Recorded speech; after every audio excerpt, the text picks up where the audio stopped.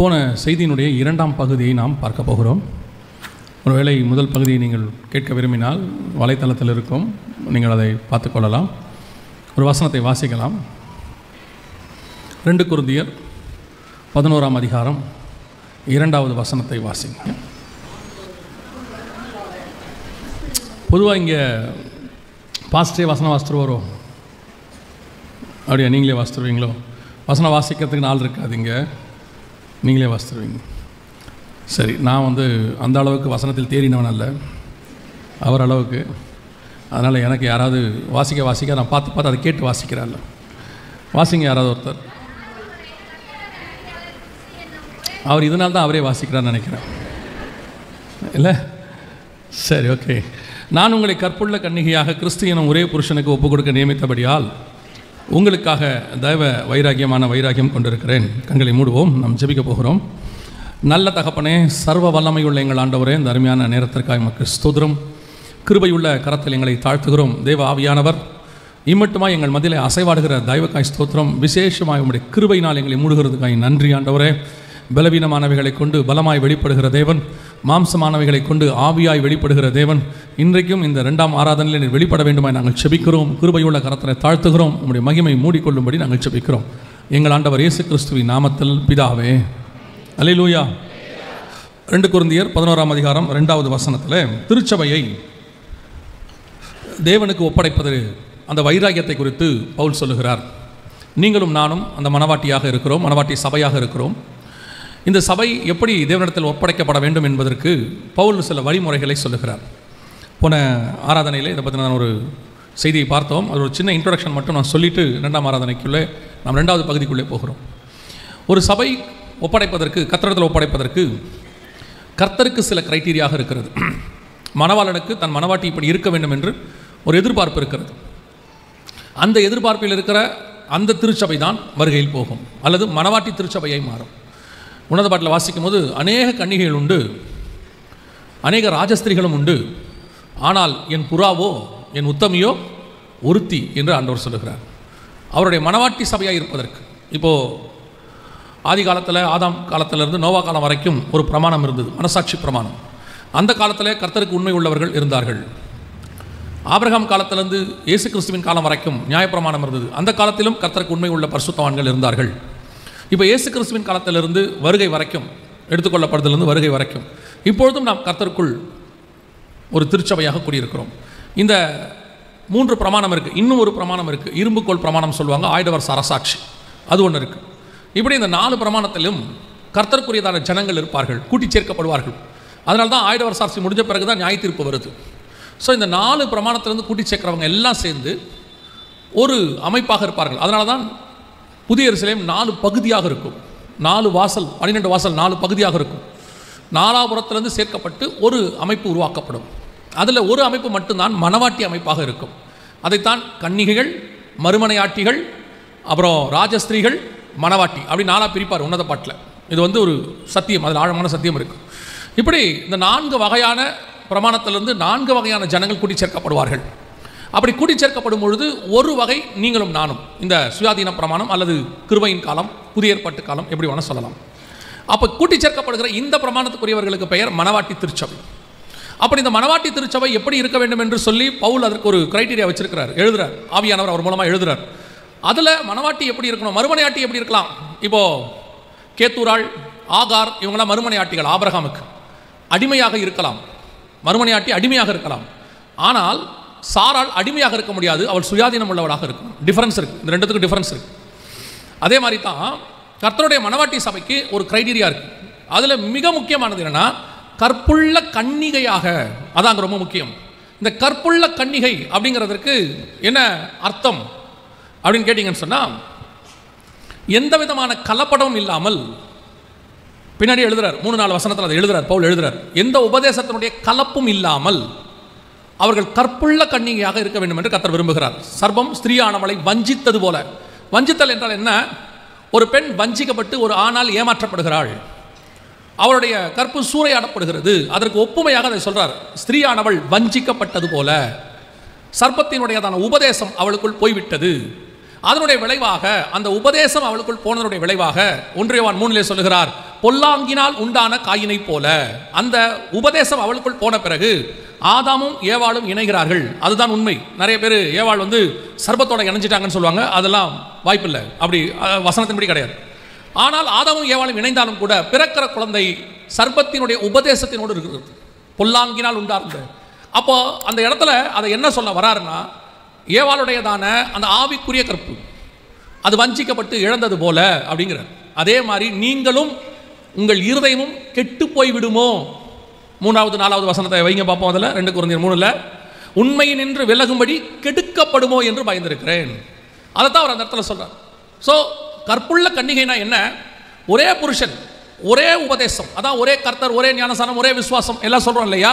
அதன் அடிப்படையில் ஒரே உபதேசம், அவருடைய வித்து நமக்குள் வாசமாக இருக்கிறது, கர்த்தருடைய உபதேசம் எனக்குள் வாசமாக இருக்கிறது. அவருடைய வித்தின் மூலமாக நாம் பிறக்கிறோம், அவருடைய வசனத்தின் மூலமாய் பிறக்கிறோம். அப்போ இன்னைக்கு திருச்சபை இந்த ஒரு உபதேசத்துக்குள், பரிசுத்த உபதேசம், இந்த கர்த்தருடையதான உபதேசத்துக்குள் இருக்கிறதா? கலப்படம் இல்லாமல் இருக்குதா? எங்கள் காலத்தில் இருந்ததை விட இந்த காலத்தில் ரொம்ப டிஸ்ட்ராக்ஷன் சபைக்கு நிறையா இருக்குது. இப்போ எங்களுக்கெல்லாம் இப்போ பாஸ்டர் சொன்னாங்க இல்லையா, எங்களுக்கெல்லாம் ஒரே சர்ச்சு தான், அந்த பாஸ்டர் பேசுறது மட்டும்தான் உபதேசம், வேறு வரத்துக்கு வாய்ப்பே இல்லை. அதுவும் எங்கள் பாஸ்டர்லாம் எப்படின்னா வேறு எங்கேயும் போகவும் விட மாட்டாங்க. சென்னையில் தான் நாங்கள் இருக்கிறோம். ஆனால் சென்னையில் அப்போல்லாம் பீச்சில் சீரணி அரங்கத்தில் நிறைய கூட்டங்கள் நடக்கும், பேரின்ப பெருவிழா என்ன, ஒன்றுத்துக்கும் அலோவ் பண்ண மாட்டாங்க, யாருக்குமே அலோவ் பண்ண மாட்டாங்க. எங்கள் பாஸ்டர் பர்மிஷன் கொடுத்து எங்களை போங்கன்னு சொல்லி ஒரு மீட்டிங்க்கு அனுப்புனாங்கன்னா அது ரெய்னார்ட் பாங்கே மீட்டிங்க்கு மட்டும்தான் அனுப்புனாங்க, ஃபயர் கான்ஃபரன்ஸ்க்கு. மற்றபடி எந்த மீட்டிங்கும் அவங்க எங்களை அலோவ் பண்ணது கிடையாது. காரணம் என்னென்னா, அவங்க இந்த பயம் அவங்களுக்கு இருந்துச்சு, எங்கே உண்மை நின்று எங்கள் இருதயம் விலகி விடுமோ, உபதேசத்தில் விழுந்துருவோமோ, எது கெட்ட உபதேசம் நல்ல உபதேசம் புரியாமல் நாங்கள் போயிடுவோமோன்னு அவங்க பயந்தாங்க. அதனால் நாங்கள் ஒரே உபதேசத்தை கீழ் வளர்க்கப்பட்டோம், அந்த உபதேசத்தில் நாங்கள் நிலைநிற்கப்பட்டோம். அப்படித்தான் சபை வளர வேண்டும், அப்படித்தான் சபை இருக்கும். இன்றைக்கி அப்படி இல்லை. இன்றைக்கி நிறைய யூடியூப் இருக்குது, ஃபேஸ்புக் இருக்குது, ட்விட்டர் இருக்குது, அதாவது எக்ஸ்தலம் இருக்குது, இன்ஸ்டா இருக்குது, இப்படி நிறைய இருக்குது. அதனுடைய விளைவு என்ன ஆகுது அப்படின்னு கேட்டிங்கன்னா, பலதரப்பட்ட உபதேசங்கள் உங்களுக்குள் வருகிறது. இந்த உபதேசங்களை எல்லாம் நீங்கள் உள்வாங்கிக் கொள்கிறீர்கள். நிறைய உபதேசத்தை அப்படியே உள்வாங்கிக்கிறீங்க. அந்த உபதேசத்தோட இங்கேயும் உட்காடுறீங்க, இங்கே சொல்கிறதையும் கேட்குறீங்க, அங்கே சொல்கிறதையும் கேட்குறீங்க. நீங்கள் கேட்க வேணான்னு சொல்லலை, நம்ம அதை அவாய்ட் பண்ண முடியாது, கேட்க வேணான்னு சொல்லலை. ஆனால் எது கர்த்தருடைய உபதேசம் எதில் இருக்கணும் அப்படிங்கிறதா முக்கியம். நீங்கள் ஒரு உதாரணத்துக்கு நான் சொல்கிறேன், நீங்கள் புரிஞ்சுப்பீங்கன்னு நினைக்கிறேன். நீங்கள் எத்தனை வழியில் நீங்கள் போகும்போது, ஆஃபீஸுக்கு போகும்பொழுது, நீங்கள் உங்கள் ஆஃபீஸில், உங்கள் வீட்டில், வேலை பார்க்குற படிக்கிற இடத்துல எத்தனை பேரோட வேணால் பேசலாம். ஆனால் உங்கள் இருதயம் உங்கள் கணவரை மட்டும்தான் நேசிக்கும், உங்கள் இருதயம் உங்கள் மனைவியை மட்டும்தான் நேசிக்கும். அவங்க எத்தனை பேசுகிறதும் உங்களுக்குள்ளே வரக்கூடாது. அது அவங்களுக்குள்ள சொல்கிற வார்த்தை உங்களுக்குள்ள கிளர்ச்சியை உண்டு பண்ணக்கூடாது. அந்த வார்த்தை உங்களுக்குள்ள வந்துருச்சுன்னா கணவனுக்கு நீங்கள் துரோகம் செய்ய ஆரம்பித்து விடுவீர்கள்.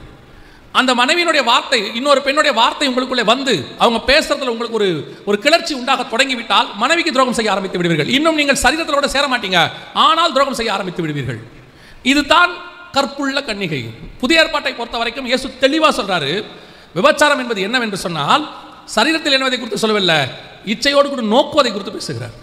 சில காரியங்கள் உங்களுக்குள்ளே வந்த உடனேயே அந்த உபதேசம், நான் இப்போ உபதேசத்தை குறித்து சொல்லுகிறேன், சிலருடைய தவறான உபதேசம் உங்களுக்குள்ளே வரும்போது அது உங்களுக்கு சரியாக்கப்பட்டு அதை செய்யலான்னு உங்களுக்கு தோண ஆரம்பிச்சாலே நீங்கள் வழிவிலக ஆரம்பிச்சிட்டீங்கன்னு அர்த்தம். நீங்கள் இன்னொரு உபதேசத்துக்கு பின்னாடி போக தொடங்கிட்டீங்கன்னு அர்த்தம். ஒரு இந்த உபதேசம் கொஞ்சம் கடினம் தான், நான் இல்லைன்னே சொல்லலை. இப்போ கர்த்தர் கொடுத்திருக்கிற புதிய ஏற்பாட்டு உபதேசம் கடினமான உபதேசம். அன்னைக்கே சொல்லிட்டான், இந்த உபதேசத்தில் யார் நிலை நிற்கக்கூடும் அப்படின்னு கேட்டான். கஷ்டம்தான், ஆனால் அந்த கஷ்டமான உபதேசத்தில் கடைசி வரைக்கும் நிலை நிற்கிறவள் தான் கற்புள்ள கன்னிகையாக கர்த்தருக்கு நியமிக்கப்பட்டிருக்கிறாள். சில நேரத்தில் நமக்கு இந்த உபதேசம் அப்படியே கொஞ்சம் இன்னொரு உபதேசம் கேட்கும்போது நல்லா இருக்குது, அது கேட்கறதுக்கு கொஞ்சம் லகுவாக இருக்குது, அல்லது இம்ப்ளிமெண்ட் பண்ணுறதுக்கு ரொம்ப ஈஸியாக இருக்குது. அதனால் நம்ம என்ன பண்ணுறோம், அது கொஞ்சம் ஈஸியாக இருக்குது, அங்கே அந்த சபைக்கு போனால் நல்லா இருக்கும். ஒருத்தர் சொன்னாங்க, அந்த சர்ச்சுக்கு ஏன் போகிறாங்க, ஒரு நல்ல ஆவிக்குரிய சபையை விட்டுட்டு அந்த சபைக்கு போயிட்டாங்க. ஏன் போயிட்டாங்க அப்படின்னு கேட்டபோது அவங்க சொன்னாங்க, இவர் எப்போ பார்த்தாலும் பாவம், பரிசுத்தம், பரலோகம், நித்திய ஜீவன் இப்படியே பேசுகிறாரு பாஸ்டர். அவர் என்ன பேசுகிறாருன்னு கேட்டேன். அப்போ அவங்க ஒரு வார்த்தை சொன்னாங்க, அவர் மெசேஜை கவனித்து பாருங்க பாஸ்டர், 2 வசனம் தான் பேசுவார், ஆனால் நிறைய கதை சொல்லுவார். யோசித்து பாருங்க, இங்கே சத்தியம் பேசுறது கேட்கறது கஷ்டமாக இருக்குது. அதே நேரத்தில் இந்த கதை, நான் பேரபிள்ஸ் வேணான்னு சொல்லலை, அதோடு கூட சொல்லக்கூடியதான ஓமையான காரியங்கள் வேணான்னு சொல்லலை, அதுதான் எனக்கு இன்ட்ரெஸ்டாக இருக்குது. கடைசியில் போய் அந்த சபையை பார்த்தா அது வேறு விதமான உபதேசத்துக்குள்ளே கொண்டு போகுது. அதான் வேதம் சொல்லுது, கற்புள்ள கன்னிகையாக ஒரே புருஷனுக்கு. அப்போ இந்த கற்புள்ள கன்னிகையை கர்த்தர் எப்படி செலக்ட் பண்ணுறாரு அப்படிங்கிறத பற்றி தான் போன செய்தியில் ஒன்று ராஜாக்களின் புஸ்தகம் 1ஆம் அதிகாரத்தில் அபிஷாக் அப்படின்னு சொல்லக்கூடியதான ஒரு ராஜாவுக்கு தேவையான ஒரு பெண்ணை குறித்து நாங்கள் பார்த்தோம். இப்போ நம்ம என்ன பார்க்க போகிறோம்னா, வாசிங்க எஸ்தரின் புஸ்தகம் 2ஆம் அதிகாரம் 3வது வசனத்தை வாசிங்க. எஸ்தரின் புஸ்தகம் 2ஆம் அதிகாரம் 3வது வசனம். அதற்காக ராஜா தம்முடைய ராஜ்யத்தின் நாடுகள் எல்லாம் விசாரிப்புக்காரரை வைக்க வேண்டும். இவர்கள் ரூபவதிகளாய் இருக்கிற, நல்ல கவனிங்க, இந்த வார்த்தைகள்லாம் புதிய ஏற்பாட்டு சபைக்கு, எஸ்தரின் புஸ்தகம் புதிய ஏற்பாட்டு சபையினுடையதான புஸ்தகம், அதான் ரொம்ப இம்பார்ட்டன்ட். இவர்கள் ரூபவதிகளாய் இருக்கிற சகல கன்னி பெண்களையும் கூட்டி சூசான் அரண்மனையில் இருக்கிற கன்னி மாடத்துக்கு அழைத்து வந்து ஸ்திரீகளை காவல் பண்ணுகிற ராஜாவின் பிரதானியாகிய ஏகாவின் வசத்தில் ஒப்பு வைக்க வேண்டும். அவருடைய சுத்திகரிப்புக்கு வேண்டியவைகள் அவர்களுக்கு கொடுக்கப்பட வேண்டும். இப்போ உங்க எல்லாருக்கும் இது தெரிஞ்ச சம்பவம் தான். வஸ்தி ராஜாவுக்கு கீழ்ப்படியாமல் போனதுனால அதற்கு பதிலாக வேறொரு பெண்ணை செலக்ட் பண்ணுறதுக்கான ஒரு காலம் வருகிறது.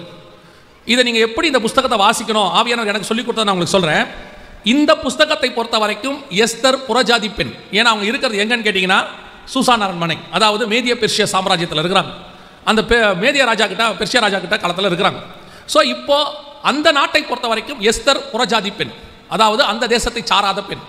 இப்போ அந்த தேசத்து ராணி ராஜாவுக்கு கீழ்ப்படியாமல் போனதுனால அதற்கு பதிலாக 127 நாடுகளிலிருந்து பெண்களை செலக்ட் பண்ணுறாங்க.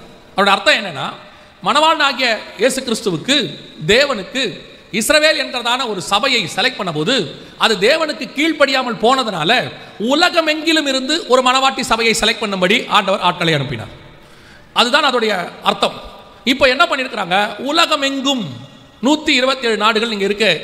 உலகத்தில் அத்தனையிலிருந்தும் கன்னிகையான ரூபவதிகளாக இருக்கிற சகல கன்னி பெண்களையும் கொண்டு வந்து ராஜாவுக்கு ஆயத்தம் பண்ணும்படி. யோசிச்சு பாருங்க, இது ரொம்ப அழகான ஒரு வார்த்தை இருக்குது. ரூபவதிகளாக இருக்கிற சகல கன்னி பெண்கள் அப்படின்னு இருக்கு. எனக்கு இதை வாசிக்கும் போது ஆவியானவர் என்ன சொன்னார், உணர்த்தினார் அப்படின்னா, இந்த நாடுகளிலிருந்து செலக்ட் பண்ணப்பட்டவங்க யாருன்னா தி பெஸ்ட் ரூபவதிகளாக இருக்கிறவங்க, தி பெஸ்ட் ஆட்களை செலக்ட் பண்ணாங்களாம். அதே மாதிரி தான் மணவாட்டி சபையை கர்த்தர் செலக்ட் பண்ணாராம்.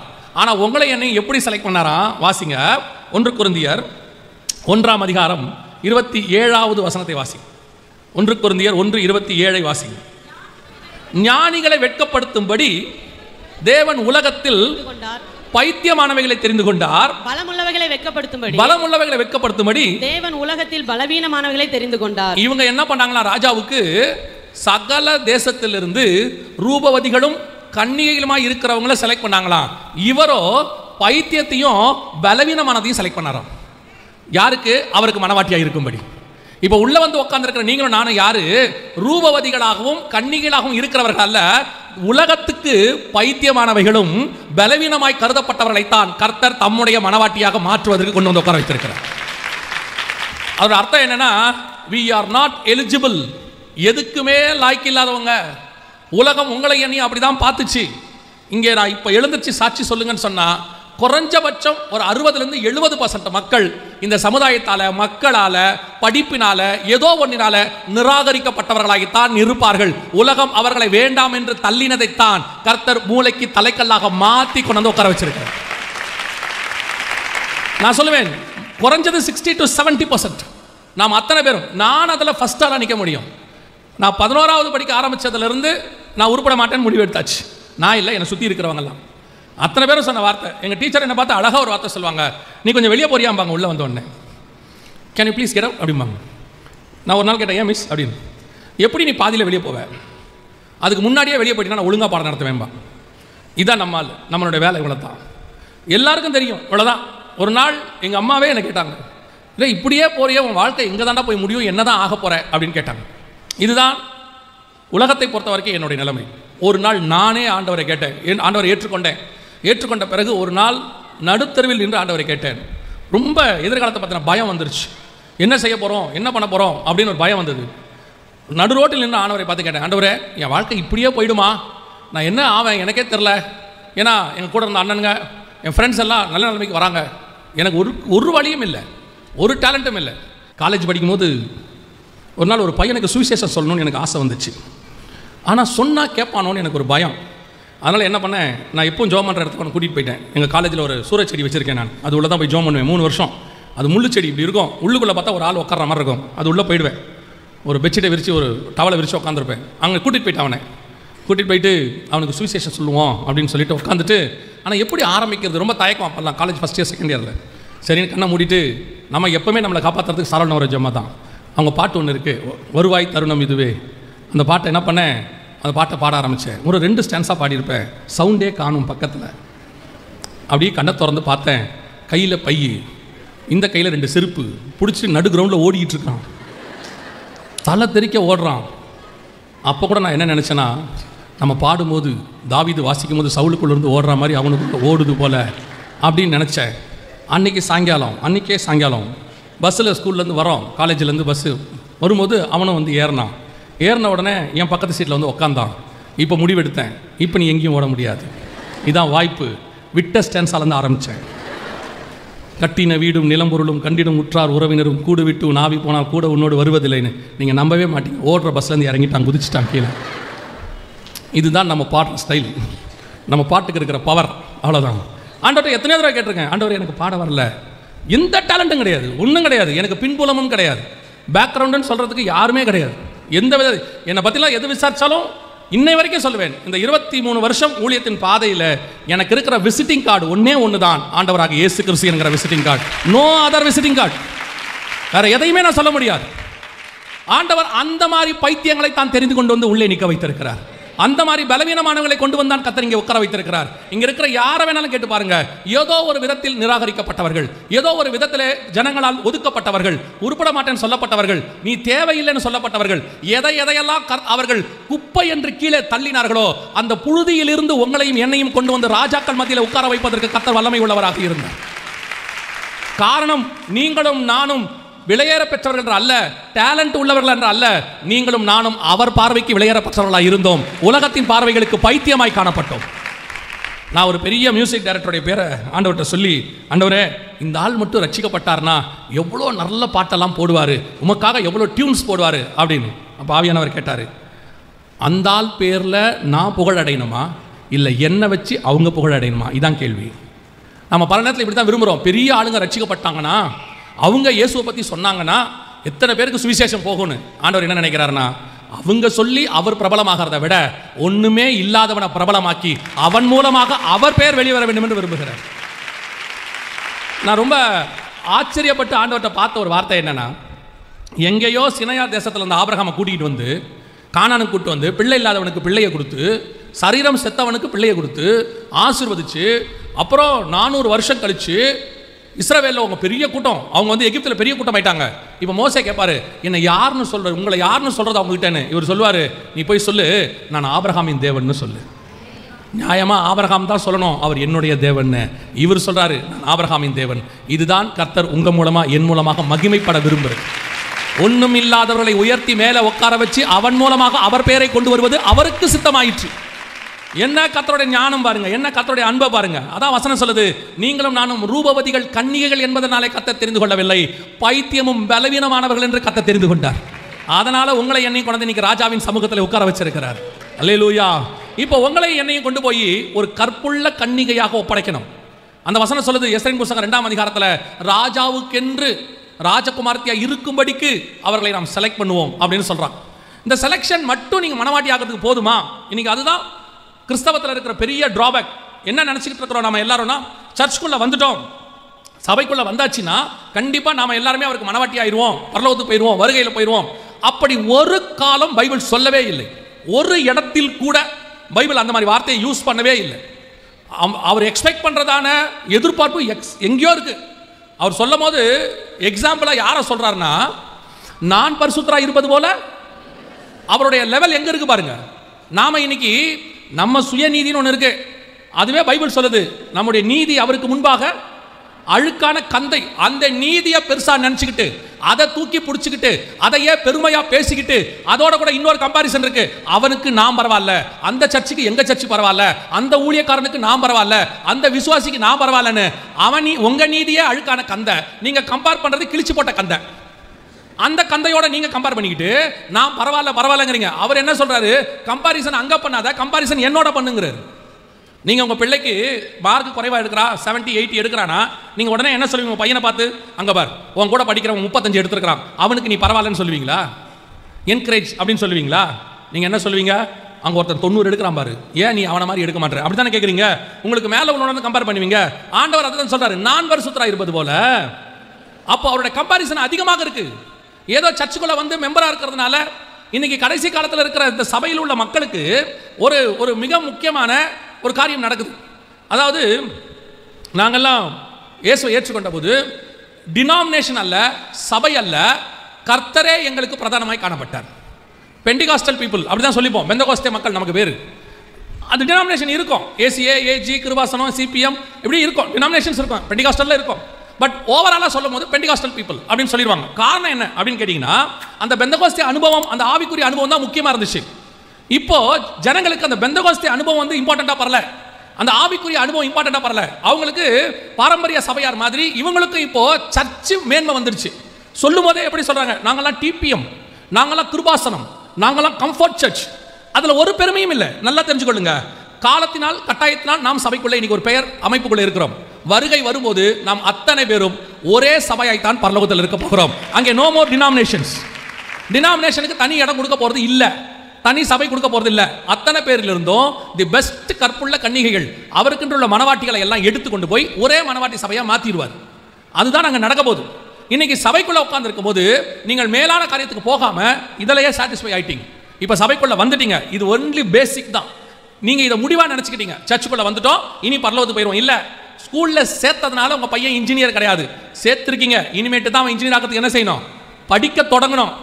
சேர்க்கிறது ஃபினிஷிங் இல்ல, சேர்க்கிறதா ஸ்டார்டிங். அதே மாதிரி சர்ச்சுக்குள்ள வர்றது ஸ்பிரிச்சுவல் லைஃபோட ஃபினிஷிங் அல்ல, சர்ச்சுக்குள்ள வர்றது ஸ்பிரிச்சுவல் லைஃபோட ஸ்டார்டிங். இங்கே தான் கொண்டு வந்து ஆண்டவர் வச்சு உங்களை உருவாக்கி ரெடி பண்ணி கொண்டு போய் உட்கார வைப்பார்.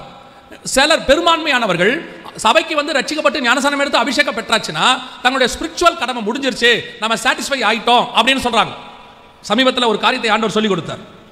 நோவா பேழையை கட்டிட்டார், ஜலப்பிரளயம் வந்தாச்சு, ஜனங்கள்லாம் உள்ள போயாச்சு, சாரி மிருகங்கள்லாம் உள்ள போயாச்சு, நோவாவும் உள்ள போயிட்டாரு. இப்போ தண்ணிக்கு மேலே பேழை போயிட்டு இருக்கு. இப்போ நோவாவை பொறுத்த வரைக்கும் என்ன நோக்கத்துக்காக இந்த பேழையை கட்டினேனோ அந்த நோக்கம் நிறைவேறிடுச்சு. உள்ள வந்தாச்சு, எல்லாரும் சேவ்டு, மேட்டர் ஓவர், அவ்வளோதான். இதுதான் அவருடைய விஷன். 100 வருஷமா ஆண்டவர் இதை தான் சொன்னார். கட்டியாச்சு, ஜலப்பிரளயமும் வந்துடுச்சு, நம்ம பாதுகாக்கப்பட்டோம், இதுக்கு மேலே ஒன்றும் இல்லை, இவ்வளோதான் நோவாவுடைய விஷன். அதனால அவர் என்ன பண்றாரு, வெளியே வந்த உடனே நேராக அடுத்து நோவா பற்றி இது மட்டும்தான் இருக்கு. நோவா ஆண்டவர்கிட்ட வந்து வாக்குத்தத்தம் வாங்குறாரு. அந்த வாக்குத்தத்தம் அவர் காதில் ஏறல. அவர் என்ன பண்றாரு, போய் கூடாரத்தில் திராட்சை ரசத்தை குடிச்சு வெறித்து படுத்து இருந்தார். வேலை முடிஞ்சு எழுந்திருச்சு, பசங்களை சபிச்சாரு, 2 பேரை வாழ்த்தினாரு, நோவா மரித்தான். இவ்வளவுதான் இருக்கு, இதுக்கப்புறம் ஒண்ணுமே இருக்காது. நோவா பத்தி பழைய ஏற்பாட்டில் இவ்வளவுதான் இருக்கும், அந்த இடத்துல அவ்வளவுதான் இருக்கும். ஆனால் நோவாவுக்கு ஒரு விஷன் அதுக்கப்புறம் தான் ஆரம்பிக்குது. வெளியே வந்தோன்னே கர்த்தர் சொல்றாரு, நோவாவையும் 9ஆம் அதிகாரம் ஆதியாகமத்தின் புஸ்தகம் 1வது வசனத்தை வாசிங்க பாப்போம். தேவன் நோவாவையும் அவன் குமாரரையும் ஆசீர்வதித்து, அந்த வார்த்தை ரொம்ப இம்பார்ட்டன்ட், நோவாவையும் அவன் குமாரரையும் ஆசீர்வதித்து நீங்கள் பலுகி பெருகி பூமியை நிரப்புங்கள். நல்லா கவனிங்க, 4 பேருக்கு தான் கர்த்தர் இந்த ஆசீர்வாதத்தை கொடுத்தாரு. 4 பேருக்கும் இதை ஸ்பிரிச்சுவலா தான் நீங்க பார்க்கணும். 4 பேருக்கும் கர்த்தர் பலுகி பெருகி பூமியை நிரப்புங்கன்னார். ஆனா 3 பேர் தான் பெருகி பூமியை நிரப்பினாங்க, சேம் காம் யாபேத். நோவா அதை செய்யவே இல்லை. நோவா அதுக்கப்புறம் எந்த சந்ததியும் உண்டாக்கவே இல்லை. அதோட நோவா போய் படுத்துட்டார். அப்படின்னா என்ன அர்த்தம், பேழை கட்டினதோட என் வேலை முடிஞ்சிருச்சு, இதுக்கப்புறம் எனக்கு ஒண்ணும் இல்லைன்ட்டு அவர் குறித்து வெறித்து படுத்தார். வேலை முடிஞ்சிருச்சு. ஆனா நீதிமான் தான். அப்பதான் ஆண்டவர் உணர்த்தினாரு, உன் வேலை பூமியில இத்தோட முடியுதுன்னு அர்த்தம் இல்லை, நான் வருகிற வரைக்கும் உனக்கு விஷன் இருக்கிறது, அதுக்கு நீ ஆயத்தப்பட்டுக்கிட்டே இருக்கணும், ரெடி ஆகணும்னு. நீங்க சபைக்கு வர்றதோட உங்க ஆவிக்குரிய கடமை முடியல, இதுக்கப்புறம் தான் இன்னொரு விஷன் இருக்கு, அந்த விஷனை நோக்கி தான் நீங்க ஓடணும்.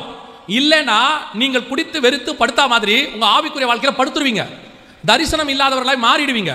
உங்களை கூப்பிட்டு கேட்டா உங்களுக்கு என்ன தரிசனம், ரட்சிக்கப்பட்டு ஆண்டவருக்குள்ள வந்துட்டோம், இனி பரலோகத்துக்கு போகணும், அவ்வளவுதானா? அப்படின்னா ரட்சிக்கப்பட்டு வந்து நீங்க பரிசுத்தாவின் அபிஷேகத்தை பெற்ற உடனே கர்த்தர் உங்களை பரலோகத்துக்கு கூட்டு போயிடலாம், அவ்வளவுதானா, கூட்டிட்டு போயிடலாம். ஏன் இப்ப வச்சிருக்கிறாரு இங்க பரலோகத்துக்கு கூட்டு போறதுக்கு முன்னாடி, வருகையில போறதுக்கு முன்னாடி இந்த கேப் எதுக்கு கொடுத்துருக்கிறாருன்னா, நடுவுல உங்களை கொண்டு செய்ய வேண்டிய ஏதோ கொஞ்சம் காரியம் இருக்கிறது, அதுக்கு தான் இன்னும் சர்ச்சுக்குள்ள வச்சிருக்கிறாரு. அந்த காரியத்தினுடைய விஷன் உங்களுக்கு வரணும். சர்ச்சுக்கு வந்த, ரட்சிக்கப்பட்ட, ஞானஸ்நானம் எடுத்த, அபிஷேகம் பெற்ற, 10 வருஷம் 5 வருஷமா இங்க இருக்கிறேன், கர்த்தர் கிருபை, ஆண்டவர் வந்தார்னா நாங்க போகணும், இது ராங், இது தப்பு. இதுக்கு நடுவில் நீங்க ஏதோ ஒன்று மிஸ் பண்றீங்க. நோவா மிஸ் பண்ண மாதிரி நீங்க மிஸ் பண்றீங்க. அந்த நோவா செய்யாம போனதுனால தான் படுத்தாரு. இப்ப நீங்களும் அதை செய்யாம தான் இருக்கிறீங்க. அப்படின்னா என்ன செய்யணும் அப்படின்னு கேட்டீங்கன்னா, உள்ளே கொண்டு வந்த பிறகு மிக முக்கியமான ஒரு காரியம் உங்களுக்கு இருக்கிறது. வாசிங்க, அதே எஸ்தரின் புஸ்தகம் 2ஆம் அதிகாரம் 2ஆம் வசனத்துல அப்பொழுது ராஜாவை சேவிக்கிற அவனுடைய ஊழியக்காரர் அவனை நோக்கி, ரூபவதிகளாய் இருக்கிற கன்னி பெண்களை ராஜாவுக்காக தேட வேண்டும். அதற்காக ராஜா தம்முடைய ராஜ்யத்தின் நாடுகளில் எல்லாம் விசாரிப்புக்காரரை வைக்க வேண்டும். அவர்கள் ரூபவதிகளாய் இருக்கிற சகல கன்னி பெண்களையும் கூட்டி சூசான் அரண்மனையில் இருக்கிற கன்னிமாடத்துக்கு அழைத்து வந்து ஸ்திரீகளை காவல் பண்ணுகிற ராஜாவின் பிரதானியாகிய ஏகாயின் வசத்திலே ஒப்புவிக்க வேண்டும். போதும், கொஞ்சம் நிறுத்துங்க. இதோட வேலை முடிஞ்சிருச்சு, கூட்டிட்டு வந்தாச்சு. இனி ராஜா ஏதாவது ஒரு பொண்ணு கொடுங்கப்பா, ராஜஸ்திரியா மாத்திரேன். இல்ல, உள்ள வந்தாச்சு, கன்னிமாடத்துக்குள்ள வந்தாச்சு, சர்ச்சுக்குள்ள வந்தாச்சு. இதோட பரலோகத்துக்கு போக வேண்டியதுதான், இதோட அரண்மனைக்குள்ள போக வேண்டியதுதான், ராஜா கிட்ட போக வேண்டியதுதான். இல்ல, நடுவுல ஒரு வேலை இருக்குது. தொடர்ந்து வாசிங்க. அவர்களுடைய சுத்திகரிப்புக்கு வேண்டியவைகளை அவர்களுக்கு கொடுக்கப்பட வேண்டும். ராஜாவை பார்க்கறதுக்கு முன்னாடி ராஜஸ்திரியா மாறணும்னா மிக முக்கியமான ஒரு வேலையை இந்த பெண்களில் அத்தனை பேரும் செய்ய வேண்டி இருக்கிறது. அது சுத்திகரிப்புன்னு ஒன்று இருக்கிறது. அது என்ன இருக்குது? சுத்திகரிப்பு. என்ன சுத்திகரிப்பு? இதைத்தான் சொன்ன. என்ன சுத்திகரிப்பு? ராஜாவுக்கு ஏத்த மாதிரி சுத்திகரிப்பு, ராஜாவுக்கு பிரியப்படுகிற சுத்திகரிப்பு, ராஜா எப்படி விரும்புறாரோ அந்த சுத்திகரிப்பு. அங்கதான் ரொம்ப இம்பார்ட்டன்ட். இப்ப நல்லா கவனிங்க. மணவாட்டிக்கும் மற்ற பெண்களுக்கும் உள்ள வித்தியாசம் என்ன? நான் எப்படி மணவாட்டி சபையா மாறணும் அப்படின்னு கேட்டீங்கன்னா, அதே அதிகாரத்துல 12வது வசனம் வாசிங்க. ஒவ்வொரு பெண்ணும் 6 மாதம் வெள்ளை போலத்தினாலும் 6 மாதம் வெள்ளை போலத்தினாலும் 6 மாதம் சுகந்த வர்க்கங்களினாலும் 6 மாதம் சுகந்த வர்க்கங்களினாலும் ஸ்திரீகளுக்குரிய மற்ற சுத்திகரிப்பினாலும் ஜோடிக்கப்படுகிற நாட்கள் நிறைவேறி இவ்விதமாய் ஸ்திரீகளின் முறைப்படி 12 மாதமாக செய்யப்பட்டு தீர்ந்த பின்பு ராஜாவாகி அகஸ்வேருவனிடத்தில் பிரவேசிக்க அவளுடைய முறை வருகிற போது, அப்ப இயேசு வந்து நம்மளை கூட்டிக்கிட்டு போய் அவரோடு கூட வைத்துக் கொள்ளுகிறதற்கு முன்னாடி 12 மாத சுத்திகரிப்பு இருக்கு. 12 months இருக்கு சுத்திகரிப்பு. 3 வகையான சுத்திகரிப்பு இருக்குதாமா. 1 வெள்ளை போலத்தினால சுத்திகரிப்பு, 2 கந்தர்வங்களால சுத்திகரிப்பு, 3 ஸ்திரீகளுடைய முறைமைகளின்படி உள்ள சுத்திகரிப்பு. வெள்ளை போலம் என்பது அபிஷேகம். ஒரு ஊழியக்காரனுக்கு அபிஷேகம் பண்ணும்போது, ஆரோனுக்கு அபிஷேகம் பண்ணும்போது கர்த்தர் சொல்ற வார்த்தை என்னன்னா, 500 சேக்கல் வெள்ளை போலத்தினாலும். இதே வார்த்தையை ஆரோனுக்கு சொல்வாரு, சுகந்த வர்க்கத்தினாலும் அவனை சுத்திகரிக்கணும்னு சொல்வார். சுத்திகரிச்சுதான் ஆரோனை அபிஷேகம் பண்ண முடியும். அதுல மிக முக்கியமானது வெள்ளை போலம், சுகந்த வர்க்கம். இது தேவனுக்குரியதான அபிஷேகம். உங்களை சுத்திகரிக்கப்படுகிற அபிஷேகம் இங்க இருக்கணும். இது வெள்ளை போலங்கிறது உங்களுக்கு தெரிஞ்சிருக்கும்னு நினைக்கிறேன். நீங்க யூஸ் பண்ற பாடி ஸ்ப்ரே எல்லாம் இருக்குல்ல, யூஸ் பண்ற பாடி ஸ்ப்ரே, சென்ட் எல்லாம் இருக்குல்ல, பெர்ஃப்யூம்ஸ், இது எல்லாத்துலயும் பாருங்க ஒரு இன்கிரீடியன்ஸ் இருக்கும். பின்னாடி போய் பாத்தீங்கன்னா போட்டிருப்பாங்க, மிர்ன்னு ஒன்று போட்டிருப்பாங்க. மிர் அப்படின்னு சொன்னா அந்த சிமிர்னா அப்படின்னு நம்ம சொல்றோம்ல, அந்த மிர் தான் அது. சிமிர், மிர்னுவாங்க. அது வந்து வாசனையான ஒரு பொருள். இது எங்க இருக்கும்னு கேட்டீங்கன்னா, அது ஒரு மரத்துல இருக்கு. அந்த வெள்ளை போல மரம் ஒன்று இருக்கு, மிர் மரம்னு சொல்லுவாங்க. அந்த மரத்துடைய பட்டை தான் இந்த வாசனையை கொடுக்கும். ஆனா இந்த மரம் உடனே அந்த வாசனையை கொடுக்காது. எத்தனை வருஷம் அது வளருதோ அத்தனை வருஷம் வாசனை அதிகரிச்சுக்கிட்டே போகும். ஒரு 30-20 வருஷம் அந்த மரம் ஒரு இடத்துல இருந்துச்சுன்னா, இதை வந்து அவங்க சொல்றாங்க, நீங்க கூகுளில் போய் செக் பண்ணிக்கலாம், மினிமம் 5 கிலோமீட்டருக்கு அந்த வாசனை இருக்குமா. அந்த மரத்தோடைய வாசனை 5 கிலோமீட்டருக்கு அந்த பக்கத்தில் வரும்போதே தெரியுமா. இந்த மாதிரி மிர் மரங்கள் இப்போ நீங்கள் கூட போனீங்கன்னா, ஊருக்கெல்லாம் போகும்போது இந்த ஊட்டியெல்லாம் மேலே ஏறும்போது பார்த்தா யூக்கலிப்டஸ் வாசனை வரும் உங்களுக்கு. அப்படியே போகும்போது அது கிட்ட வரும்போது அந்த வாசனை வரும். அந்த மாதிரி இந்த மிர் மரத்தோடைய வாசனை அந்த அளவுக்கு வருமா. அந்த பட்டையை உரிச்சு அரைச்சி அதைத்தான் வெள்ளை போலத்தை செய்கிற முறையை சொல்வார் லேவியராகமத்தில். கவனிச்சுக்கொள்ளுங்க. ராஜாவுக்கு நீங்கள் ராஜகுமாரத்தை மாறணும்னா இந்த வெள்ளை போல சுத்திகரிப்பு நல்ல வாசனை. ஆனால் இதோடைய டேஸ்ட் எப்படி இருக்கும் தெரியுமா? பயங்கர கசப்பு. யாராவது சென்ட்டை வாயில் அடிச்சிருக்கீங்களா? பெர்ஃப்யூமா வாயில் அடிச்சிருக்கிறீங்களா? ஓ, எங்களுக்கு வேறு வேலை இல்லை, நாங்கள் உடம்புல அடிக்கிறதே ரொம்ப கஷ்டம். வாயில் அடிச்சு பாருங்க, எந்த பெர்ஃப்யூமை வாயில் அடித்தாலும் கசக்கும், பயங்கரமாக கசக்கும். காரணம், அந்த வாசனையான பொருள் எப்பவுமே கசப்புத்தன்மை உடையது. அதனால தான் இயேசுக்கு வெள்ளை போலத்தை கலந்து கொடுப்பாங்க சிலுவையில். அப்போது நீங்கள் கிறிஸ்துவுக்குரியதான மனவாட்டியாக மாற வேண்டி இருக்குன்னா, உன் சாட்சியின் வாசனை ரொம்ப முக்கியம். ஆனால் சாட்சியின் வாசனை கடந்து வருகிற பாதை இருக்குல்ல, அது ரொம்ப கசப்பானதாக தான் இருக்கும். அதனால தான் கர்த்தர் உங்களை என்னையும் செலக்ட் பண்ணி உட்கார வச்சிருக்கிறேன். நான் ஆரம்பத்தில் சொன்னேன்ல, நம்ம கடந்து வந்த பாதை ரொம்ப கஷ்டம்னு. கர்த்தர் யாரை தெரிஞ்சிருக்கிறாரு? கசப்பான வாழ்க்கையிலே வனாந்தரத்தில் கடந்து போன உன்னை தான் செலக்ட் பண்ணியிருக்கிறார். எதுக்காக செலக்ட் பண்ணாரு? உங்கள் மூலமாக கர்த்தர் வாசனை வீசுவதற்காக. இந்த சுத்திகரிப்பு ரொம்ப முக்கியம். இன்னைக்கு கடைசி காலத்தின் உபதேசத்தில் ரொம்ப அழகா பிசாசு சாத்தான் ஒரு வேலையை எடுத்தான், இந்த கசப்பை வெள்ளை போட்டது எடுக்கிறேன்ட்டான். அதாவது உங்கள் வாழ்க்கையில் உபத்திரவமே கிடையாது, கண்ணீரே கிடையாது. இப்போ நான் நேரடியாகவே சொல்கிறேன், செழிப்பின் உபதேசம் உங்களுக்கு உபத்திரம் இல்லைன்னு சொல்லுது. அவங்க அப்படியே சொல்கிறாங்க. இப்போ இப்படி எடுத்துக்கோங்க, இயேசு உலகத்தில் உபத்திரம் உண்டுனாரா இல்லைனாரா? அப்படியே அகைன்ஸ்டாக இருக்குது வசனத்துக்கு. அவங்க சொல்கிறது நேரடியாக வசனத்துக்கு அகைன்ஸ்ட். அடுத்து அவங்க என்ன சொல்கிறாங்க? நம்மை ஐஸ்வர்யம் ஆக்கும்படி அவர் தரித்திரரானார். இது பிலிப்பியரில் இருக்கு. இந்த வசனத்தை எடுத்துக்கிட்டு அவங்க என்ன சொல்கிறாங்கன்னா, நம்மளெல்லாம் கோடீஸ்வரன் ஆக்கிறதுக்கு தான் இயேசு தரித்திரரானாரு. தேவ பிள்ளைகள் தான் உலகத்தில் கோடீஸ்வரங்களா இருக்கணும், இது சாட்சியாக இருக்கும் அப்படின்றாங்க. அப்பதான் மற்றவங்க பார்த்து பாருங்க இயேசு எப்படி ஆசீர்வதிச்சிருக்கிறாரு அப்படின்னு சொல்லுவாங்க அப்படின்னு சொல்றாரு. கவனிங்க, இந்த கோடீஸ்வரன் ஆகிறதுல கசப்பு இல்லை. பணக்காரனால என்ன கசப்பு இருக்கு? சந்தோஷம் தானே உங்களுக்கு பணக்காரனா இருக்கிறது.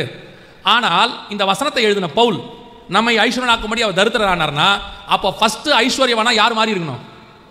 பவுல் தான் மாறி இருக்கணும், அப்போஸ்தலர்கள் தான் மாறி இருக்கணும். அவங்க தானே அவருக்காக எல்லாவற்றையும் நஷ்டமும் குப்பையும் என்று விட்டு வந்தாங்க. அவங்க தானே 2 போட் நிறைய மீனை விட்டு வந்தாங்க. அந்த மத்தியாயி தானே கவர்மெண்ட் வேலை டாக்ஸ் ஆஃபீஸர் வேலையை விட்டுட்டு வந்தாரு. யோவான் தானே அப்பாவையும் வலையும் விட்டுட்டு வந்தாரு. அப்போ அவங்க தானே முதல்ல கோடீஸ்வரனா மாறி இருக்கணும். நம்ம ஐஸ்வர்யனாக்கும்படி அவர் தரித்திரரானார்னா அவங்க தான் ஃபர்ஸ்ட் பணக்காரங்களா இருக்கணும். சரி, அப்போ அவங்க காலத்தில் பணம் இல்லையான்னு கேட்டீங்கன்னா, வசனம் சொல்றது அப்போஸ்தலர் நடவடிக்கைகள்ல எல்லாவற்றையும் வித்து எங்க வச்சாங்க? அப்போஸ்தலர் பாதத்தில் வச்சாங்க, ஆஸ்தியை கொண்டு வந்து வச்சாங்கன்னு இருக்கு. அப்போ அவங்க கிட்ட பணமும் இருந்துச்சு. ஆனால் தேவன் சொன்ன ஆசீர்வாதம் ஐஸ்வர்யம் இது அல்ல. சிமர்னா சபையை பார்த்து அழகா ஒன்று சொல்வாரு, நீ ஐஸ்வர்யம் உள்ளவனா இருந்தும் உனக்குள்ள தரித்திரத்தை நான் அறிந்திருக்கிறேன். அப்ப கர்த்தர் சொன்ன வாசனை இதல்ல, வெள்ளை போல வாசனை. இன்னைக்கு அழகா அந்த கசப்பை எடுக்கிறான். கண்டிப்பா ஆவிக்குரிய வாழ்க்கை கஷ்டம்தான், நான் இல்லைன்னே சொல்லல. வேதம் சொல்லுது, இடுக்கனான வாசல் வழியே பிரவேசியுங்கள். இன்னைக்கு சபையும் சரி, ஊழியர்களும் சரி, விசுவாசிகளும் சரி, இந்த இடுக்கனான வாசல் வழியை பிரவேசிப்பதற்கு விரும்பவில்லை. அவங்க எகிப்தில இருந்து அப்படியே ஃப்ளை ஓவர் போட்டு முடிஞ்சா ஃப்ளைட்ல போய் கானானுக்கு இறங்க விரும்புறாங்க. யாருமே வனாந்தரத்தை கிராஸ் பண்ண விரும்பல, வனாந்தரத்தை விரும்பல, யோர்தானை விரும்பல, செங்கடலை விரும்பல. எதுக்குங்க இப்படி இதெல்லாம் பேசிக்கிட்டு? இப்போ எந்த அளவுக்கு இவங்க போயிட்டாங்கன்னு கேட்டீங்கன்னா, அந்த மாதிரி பிரசங்கம் கூட பண்ணாதீங்க. பண்ணீங்கன்னா நீங்க என்ன பண்றீங்களோ அதே தான் நடக்கும். ஜீவனோ மரணமோ வாயில இருக்குது. அதனால நீங்க பேசும்போதெல்லாம் மோட்டிவேஷனலா கர்த்தர் உன்னை பணக்காரனாக்குவார் இப்படியே சொல்றாங்க. கர்த்தர் உனக்கு ஹெலிகாப்டர் கொடுப்பார், கர்த்தர் உனக்கு அது கொடுப்பார், இது கொடுப்பார். கொடுக்கட்டும், யார் வேணாம் சொன்னா? யார் வேணாம் சொன்னா? ஆனா இன்னைக்கு அந்த காரியத்தை சொல்றதுக்கு இவங்க என்ன பண்ணிட்டாங்கன்னா, இவங்க இந்த உபதேசத்தை அப்படியே தூக்கிட்டாங்க. வெள்ளை போல சுத்திகரிப்பு இல்லாமல் நீ ராஜாவுக்கு ராஜகுமாரத்தியாய் மாறவே முடியாது. உபத்திரவத்தில் தான் நீ பிரமாணங்களை கற்றுக்கொள்ள முடியும். நான் பட்ட பாடுகளினாலே பிரமாணங்களை கற்றுக்கொண்டேன். இங்க உபத்திரவப்படாம கர்த்தருக்கு பட்ட தீட்டப்பட்ட வைரமா ஒருத்தனோட மாற முடியாது. உபத்திரவப்படாம கர்த்தருடைய அன்பை 100% நீ ருசிக்க முடியாது. உபத்திரவம் இல்லாமல் வனாந்தரத்தில் கர்த்தருடைய அற்புதமான கரத்தை உன்னால் பார்க்கவே முடியாது. உபத்திரவத்தின் குகையிலே உன்னை நான் தெரிந்து கொண்டேன் என்று கர்த்தர் சொல்லுகிறார். இன்னைக்கு கடைசி காலத்தில் உபதேசம் தலைகீழ மாறுது. அப்போ உபதேசத்தை நம்ம அப்பனா உபத்திரவத்தை விரும்பணுமா? நீங்க பைபிள் படி எடுத்துக்கிட்டீங்கன்னா, நான் வசனத்தின் படி சொன்னா நீங்க இன்னும் ஆச்சரியப்படுவீங்க. இந்த வசனத்தை நீங்க வேணா வாசிங்க, நீங்களே எல்லாருமே எடுத்து வாசிங்க. அப்போஸ்தலர் நடபடிகள் 5ஆம் அதிகாரம் 41வது வசனம் வாசி. அப்போஸ்தலர் நடபடிகள் 5ஆம் அதிகாரம் 41வது வசனம். நல்ல கவனிங்க. அவருடைய நாமத்திற்காக தாங்கள் அவமானம் அடைவதற்கு பாத்திரமாக எண்ணப்பட்டபடியால் எப்படி போனாங்க? சந்தோஷமா போயிருக்கான். எப்படி, எதுக்காக சந்தோஷம் தெரியுமா? நம்ம ஆண்டவருக்காக அடி வாங்கி இருக்கோண்டா, ஆண்டவருக்காக அவமானப்பட்டிருக்கோண்டா, எவ்வளவு பெரிய ஸ்லாக்கியம்ன்றான். அதாவது ஆண்டவருக்காக அவமானப்படுறதுக்கு குவாலிஃபைட் ஆயிட்டான் அவன். நாம ஆண்டவருக்காக கோடீஸ்வரன் ஆக்கிறதுக்கு தான் குவாலிஃபைட் ஆயிட்டு இருக்கிறோம். இன்னைக்கு வசனம் சொல்லுது, அவமானப்படுவதற்கு பாத்திரவான்களாய் எண்ணப்பட்டபடியினால். இப்பவும் நல்ல கவனிங்க, இப்பவும் சொல்றேன், உபத்திரவத்தை நாம் விரும்பி கேட்கல, ஆனா அவன் விரும்பி இருக்கான். இந்த வசனத்தின்படி அவன் என்ன செய்யறான்? விரும்புறான். நான் உங்களை விரும்புங்கன்னு கூட சொல்லல. இந்த வசனத்தின் படி பார்த்தா இன்னும் ஒரு படி மேல போய் நான் சொல்லுவேன். பவுல் கொரிந்தியருக்கு எழுதும்போது சொல்றாரு, நான் பரதேசிக்கு போன ஒரு மனுஷனை அறிவேன், நான் எனக்கு வெளிப்படுத்தப்பட்ட மேன்மை நிமித்தம் நான் பெருசா சொல்லல, ஆனா நான் பாடுகள் நிமித்தம் மேன்மை பாராட்டுவேன்ங்கிறார். நான் பட்டனே ஒரு கஷ்டம், அதுதான் எனக்கு சந்தோஷங்கிறார். நீங்க பைபிள் முழுக்க எடுத்து பாருங்க. இப்ப சபை இந்த சத்தியத்தை கேட்கவே தயாரா இல்லை. அதான் இப்ப பிரச்சனை. நீங்க போகன்னு கூட சொல்லல, கேட்கறதுக்கு கூட உங்க காதுகள் அடைக்கப்பட்டுச்சு. கடந்த 20 வருஷமா இப்படிப்பட்ட உபதேசங்களை சபைக்குள்ள பேசக்கூடாதுன்னு சொல்லி அப்படியே பாசிட்டிவ் மோட்டிவ் எது பாசிட்டிவ் எது மோட்டிவ்னே உங்களுக்கு தெரியல. இன்னைக்கு இந்த உபத்திரவம் வரணும்னு சொல்ல, வந்தா ஃபேஸ் பண்றதுக்கு நீங்க ரெடியா இருக்கிறீங்களா? என்ன ஒரு பெரிய விஷயம், நீங்களும் நானும் உபத்திரவத்தை ஃபேஸ் பண்ணி தான் இங்க வந்தே இருக்கிறோம். அத்தனை பேரும் நான் சொல்றது மேக்சிமம் ஏதோ ஒரு உபத்திரவம் அவங்களுக்கு ஏற்ற மாதிரி உபத்திரவம். ஒருத்தருக்கு பசியா இருக்கலாம், ஒருத்தருக்கு பஞ்சமா இருக்கலாம், ஒருத்தருக்கு பட்டயமா இருக்கலாம், ஒருத்தருக்கு நிர்வாணமா இருக்கலாம், ஒருத்தருக்கு நாசமோசமா இருக்கலாம், ஒருத்தருக்கு சொந்தக்காரங்க பிரச்சனையா இருக்கலாம், அப்பா அம்மா அடிச்சு வரட்டி இருக்கலாம், கணவன் விட்டு இருக்கலாம், மனைவியார் பிரச்சனையா இருக்கலாம், வாட் எவர் இட் இஸ். அத்தனை பேருக்கும் ஏதோ ஒன்று மனப்பிரச்சனையோ ஏதோ ஒன்று இருக்கு. அதுக்கு நடுவுல தான் கர்த்தரை தேடி கர்த்தரை பிடிச்சி அவர் ஆசீர்வதிச்சு, அதுக்கு நடுவுல கர்த்தர் உங்களை என்னை உயர்த்தி கொண்டு இங்க உட்கார வச்சிருக்கிறார். அதனால தான் நீங்களும் நானுமே கர்த்தரை இன்னும் உறுதியாக பிடிச்சிக்கிட்டு இருக்கிறோம். ஏன்னா ஒன்றுமில்லாத போது கர்த்தரை என்ன கையில் பிடிச்சாரு, எல்லாரும் வெறுத்த போது கர்த்தரை என்ன நேசிச்சாரு, மரணத்தின் நறுவாயில கர்த்தர் என்ன ஜீவனோடு கூட எடுத்தாரு, டாக்டர்ஸே கைவிட்ட போது கர்த்தர் எனக்கு ஜீவன் கொடுத்தாரு, உனக்கு குழந்தையே இல்லைன்னு மெடிக்கல் ரிப்போர்ட் சொன்ன போது குழந்தையை கொடுத்து கர்த்தர் என்னை ஆசீர்வதிச்சாரு, நீ தேவையில்லைன்னு என்னை விரட்டி விட்ட போது நீ எனக்கு வேணும்னு சொல்லி அவர் என்னை சேர்த்துக்கிட்டாரு. அந்த உபத்திரவம் தான் கிறிஸ்துவின் அன்பை எனக்கு தெரியப்படுத்துச்சு. அதுதான் என்னை கிறிஸ்துவுக்குள்ள நிலைநிற்க பண்ணிச்சு. அதனால தான் நான் இன்னைக்கு ஆண்டவர்கிட்டே வந்து கிட்டி இருக்கிறேன். அப்படி வந்துட்டு நான் என்ன சொல்றேன், உனக்கு உபத்திரவம் இல்லை, உனக்கு கண்ணீர் இல்லை, உனக்கு கேட்டா சொல்றான் பாசிட்டிவா பேசுங்க, அப்பதான் நடக்கும். நான் சொல்றேன், நீ சத்தியத்தை சொல்லிடு. இயேசுநாதர் ஒரு நாளும் சத்தியத்தை திருச்சி பேசினவர் இல்லை. அவர் பட்ட பயங்கரமான பாடு, அவர் சிலுவை மரணத்தை நிறைய அப்பா ஒரு வார்த்தை சொல்லுவாங்க நம்மளை நோக்கி, உங்களுக்கு ஞாபகம் இருக்கும்னு நினைக்கிறேன். ரொம்ப கஷ்டப்பட்டு மேலே வந்து அப்பா ஒரு வார்த்தை சொல்லுவார், டே நான் தான் கஷ்டப்பட்டேன், நீ கஷ்டப்படக்கூடாது, அப்படி தானே சொல்லுவார். அந்த வார்த்தை தானே சொல்லுவாங்க, எல்லா அப்பாவும் அப்படி தானே சொல்லுவாங்க. நான் தான் ரொம்ப பாடு அனுபவிச்சேன், உனக்கு அந்த கஷ்டம் வரக்கூடாது. ஆனால் நம்ம அப்பா என்ன சொல்கிறார் தெரியுமா, நான் உனக்காக எல்லா பாடுகளையும் ஏற்றுக்கிட்டேன், ஆனால் உனக்கு கொஞ்சம் பாடு வச்சிருக்கிறேன், அதோட வந்துருங்கிறார். நான் சிலுவை சுமந்துட்டேன், அவன் தன் தன் சிலுவை எடுத்துக்கொண்டு என்னை பின்பற்றி வர கடவன். உனக்கு சிலுவை இல்லைன்னு சொல்லலை, ஆனால் என் அளவுக்கு சிலுவை உனக்கு இல்லை, ஆனால் உனக்கு ஒரு சிலுவை உண்டு, அதை எடுத்துக்கிட்டு வான்னு சொன்னேன். நேற்று இரவு சாப்பிட போகும்போது ஞாபகம் வருது, இப்போ இரவு சாப்பிட போகும்போது பாஸ்டர் ஒரு நல்ல காரியம் சொன்னாங்க, அருமையான ஒரு தாட் சொன்னாங்க. அவர் என்ன சொன்னார், பாஸ்டர் நம்ம எல்லாருக்கும் கர்த்தர் ஒரு முள் கொடுத்துருக்கிறாரு. அந்த முள் எது வேணாலும் இருக்கலாம், மனுஷனாக இருக்கலாம், பணமாக இருக்கலாம், அல்லது வியாதியாக சரீரத்தில் இருக்கலாம். பவுல் சொல்கிறார், எனக்கு சரீரத்தில் கொடுக்கப்பட்டிருக்கிறாரு. அது கணவனாக இருக்கலாம், மனைவியாக இருக்கலாம், பிள்ளையாக இருக்கலாம். சொல்லிட்டு அவர் சொல்கிறாரு, அந்த முள் போகணும், அந்த முள்ளை ஜெயிக்கணும், நீ போராடக்கூடாது. அந்த முள் இருக்கிற வரைக்கும் தான் உனக்கு ஆசீர்வாதம். அந்த முள் உன்னை உயர்த்தாதபடிக்கு கிறிஸ்துக்குள்ள உன்னை நிலைநிற்க பண்ணும். அருமையான தாட். எனக்கு ஆண்டவர் அதை எப்படி சொல்லி கொடுத்துருந்தாருன்னா, உன் தலைக்கு மேலே ஒரு முள் இப்படி வச்சுட்டேன், உனக்கு ஏதாவது வெளிப்பாடு வந்து ஏதாவது ஒரு காரியத்தை நான் வெளிப்படுத்தும் போது உன்னை அறியாமலே தலை இப்படி தூக்கும், ரைஸ்தலோ முள் டக்குன்னு குத்தம், திருப்பி இல்லை கீழே குனி, இதுக்கு மேலே உனக்கு ஒன்றும் இல்லை. ஆனால் வெளிப்பாடு எது வந்தாலும் தலை இப்படியே தான் இருக்கணும், மேலே போயிடக்கூடாது. நான் தான், நமக்கு நம்மளை மாதிரி யாரு, நம்மளை மாதிரி பாடுறதுக்கு யாரு, நம்மளை மாதிரி பேசுறதுக்கு யாரு, நம்மளை மாதிரி தீர்க்கதரிசனம் சொல்கிறதுக்கு யாரு, முள் டொக்குன்னு குத்தம். அந்த முள் எது வேணாலும் இருக்கும். பொதுவாக பிரசங்கியாருக்கு யாராக இருக்கும்னா வீட்டில் இருக்கிறவங்களா இருக்கும். நல்ல பிரசங்கம் பண்ணி முடிச்சுட்டு அப்படி வீட்டுக்கு போகும்போது எல்லாரும் சொல்லியிருப்பாங்க, சூப்பராக இருந்துச்சு பிரசங்கம், அருமையாக இருந்துச்சு அப்படின்னு. அங்கே போன உடனே பாஸ்டர்மா சொல்லுவாங்க, சாப்பிடுவோமா? அந்த அம்மா கிட்ட ஒரு ரிப்ளையும் இருக்காது. பாஸ்டர் அப்படி இதாவது, ஏன்னா கேட்டால் தான் நமக்கு ஒரு சந்தோஷம் வரும். ஏம்மா இன்றைக்கி எப்படி பிரசங்கம் இருந்துச்சு? என் அப்பவும் போல் தான் இருந்துச்சு, என்ன பெருசாக ஒன்றும் அப்படி ஒன்றும் இல்லைப்பா, வாங்க சாப்பிடுவோம், சப்புன்னு போயிடும். ஊரில் இருக்கிறவனே என்னென்னமோ சொல்கிறான் அப்படின்ட்டு நல்லா பாட்டு பாடிட்டு போன உடனே வீட்டில் இருக்கவங்க சொல்லுவாங்க, இவங்கெல்லாம் சொல்லுவாங்க, அருமையாக இருந்துச்சு பிரதர். அவர் சொல்லுவார், நடுவில் பிசிறு தட்டில் நமக்கு இவன் வேணுன்ட்டே சொல்கிறானா? நிறைய நேரத்தில் நமக்கு அப்படி அப்படி அப்படி ஆண்டவரே அமைச்சு கொடுத்துருக்குறாரு. அது நல்லதுன்னு சொல்கிறேன். ஏன்னா எல்லாரும் புகழ்ந்துட்டு நம்மளை யாருமே கரெக்ட் பண்ணாதவங்க இருந்துட்டாங்கன்னா, நம்மளை கரெக்ட் பண்ணுறதுக்கே ஆள் இல்லைன்னா நம்ம தப்பு பண்ண போகிறோம்னு அர்த்தம். யாரோ ஒருத்தர் ஏதோ ஒரு இடத்துல நம்மளை கூட்டிகிட்டே இருக்கணும். அது என்னை உயர்த்தாதபடிக்கு சாத்தானுடைய இருந்துட்டு போட்டோம். ஏதோ ஒரு இடத்துல எங்கே போனாலும், நான் சில நேரத்தில் இந்த யூடியூப்ல வந்து இதை சிலர்லாம் போடுவாங்களே வீடியோ, நான் அவங்கள அப்படி தான் நினைப்பேன். நம்மளை உயர்த்தாதபடிக்கு சாத்தானுடைய தூதர்களாக இருக்கிறார்கள். நம்மகிட்ட இருக்காது, குறைய இருக்காது, நம்ம நினச்சிட்டு இருப்போம். அவன் ஏதோ ஒரு குறைய எடுத்து சொல்லுவான். ஒருத்தர் ரொம்ப அழகாக நீங்கள் சொல்லியிருந்தார், ரொம்ப ஒரு மெசேஜ் எல்லாம் பார்த்துட்டு எல்லாரும் கமெண்ட் போடுறாங்க, நல்லா இருக்கு நல்லா இருக்குன்னு. அவர் கீழே போட்டிருந்தார், என்ன சட்டை போட்டிருக்கிறீங்க? அவர் அந்த செய்தி முழுக்க ஒரு செய்தியே பார்க்கல, என்ன பார்த்துருக்கிறாரு? சட்டையை பார்த்துருக்கிறாரு.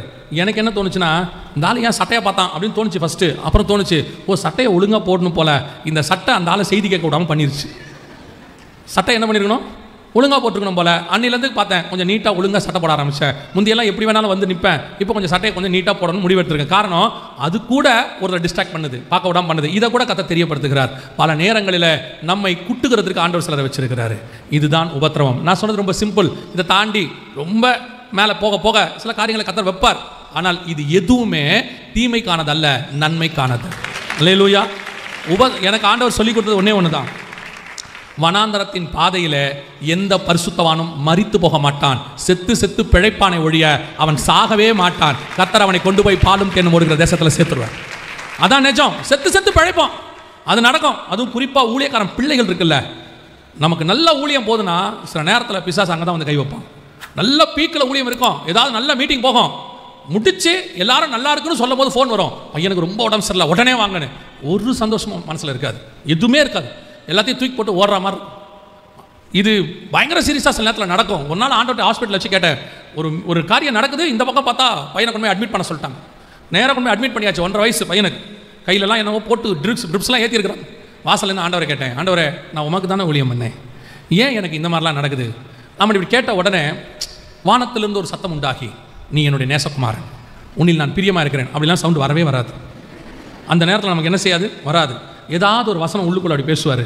ஆண்டவர் சொன்னார், நீ பண்ணுற ஊழியம் அப்படி தான், தைரியமாக இரு, பிள்ளை செத்து பிழைக்கும், சாகாது ஒரு நாளுன்னு சொன்னார். இன்னைய வரைக்கும் கர்த்தர் பாதுகாக்க வல்லமை உள்ளவராக இருக்கு. அல்லேலூயா. வெள்ளை போலத்தினால சுத்திகரிப்பு கண்டிப்பாய் அவசியம். நீங்கள் யோசித்து பாருங்கள், பரலோகத்தில் வந்து நிற்கிற அத்தனை பேரையும் பாருங்கள். வெளிப்படுத்தல் 6:10 வாசிங்க பார்ப்போம். வெளிப்படுத்தல் 6:9 வாசிங்க. 6:9. தேவ வசனத்தின் நிமித்தமும் சாட்சி நிமித்தமும் இவங்க எல்லாம் ரத்த சாட்சி. ஃபர்ஸ்ட் குரூப் பரலோகத்தில், அதாவது ஆவியில் பார்க்குறாரு அவர். 2வது 7ஆம் அதிகாரத்தில் பாருங்க, 9ஆம் வசனத்தில் சிங்காசனத்துக்கு முன்னாடி ஒரு குரூப் இருக்கு. இந்த குரூப்பை பற்றி வசனம் என்ன சொல்லுது அப்படின்னு பார்த்தீங்கன்னு சொன்னால், இவர்கள் யார் என்று சொல்ல கேட்டேன். 10 நான் நினைக்கிறேன் 10 இல்லை 12வது வசனத்தில் இருக்கும், இவர்கள் மிகுந்த உபத்திரவத்திலிருந்து வந்தவர்கள் அப்படின்னு ஒரு வார்த்தை இருக்கு பாருங்க. அந்த வசனம் வாசிங்க. 7 இல்லை நான் சொல்றது அதே அதிகாரத்தில் 7:14 வாசிங்க.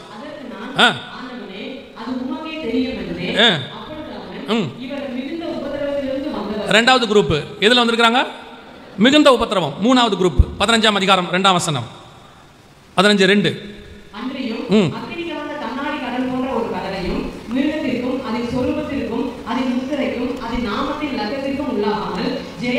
ரத்த சாட்சியா மரிச்சவங்க, அந்தி கிறிஸ்துக்கு கீழ்ப்படியாம அவனுக்காக அவனை எதிர்த்து நின்று செத்தவங்கன்னு அர்த்தம். இது 3வது குரூப். 4வது குரூப் 20ஆம் அதிகாரம் 4ஆம் வசனம், வெளிப்படுத்தல் 20:4.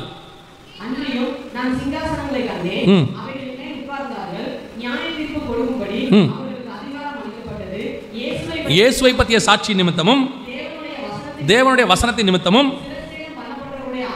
இவங்களையும் பாருங்க, இவங்களும் சிறைச்சேதம் பண்ணப்பட்டவர்கள். வந்த அத்தனை பேரும் ஏதோ ஒரு வகையில் உபத்திரவத்தை சந்திச்சு கிறிஸ்துவுக்காக மரித்து ஜெயம் கொன்று உயிர் தெழுந்தவன் தான் அத்தனை பேரும் பரலோகத்தில் இருக்கிறவன்.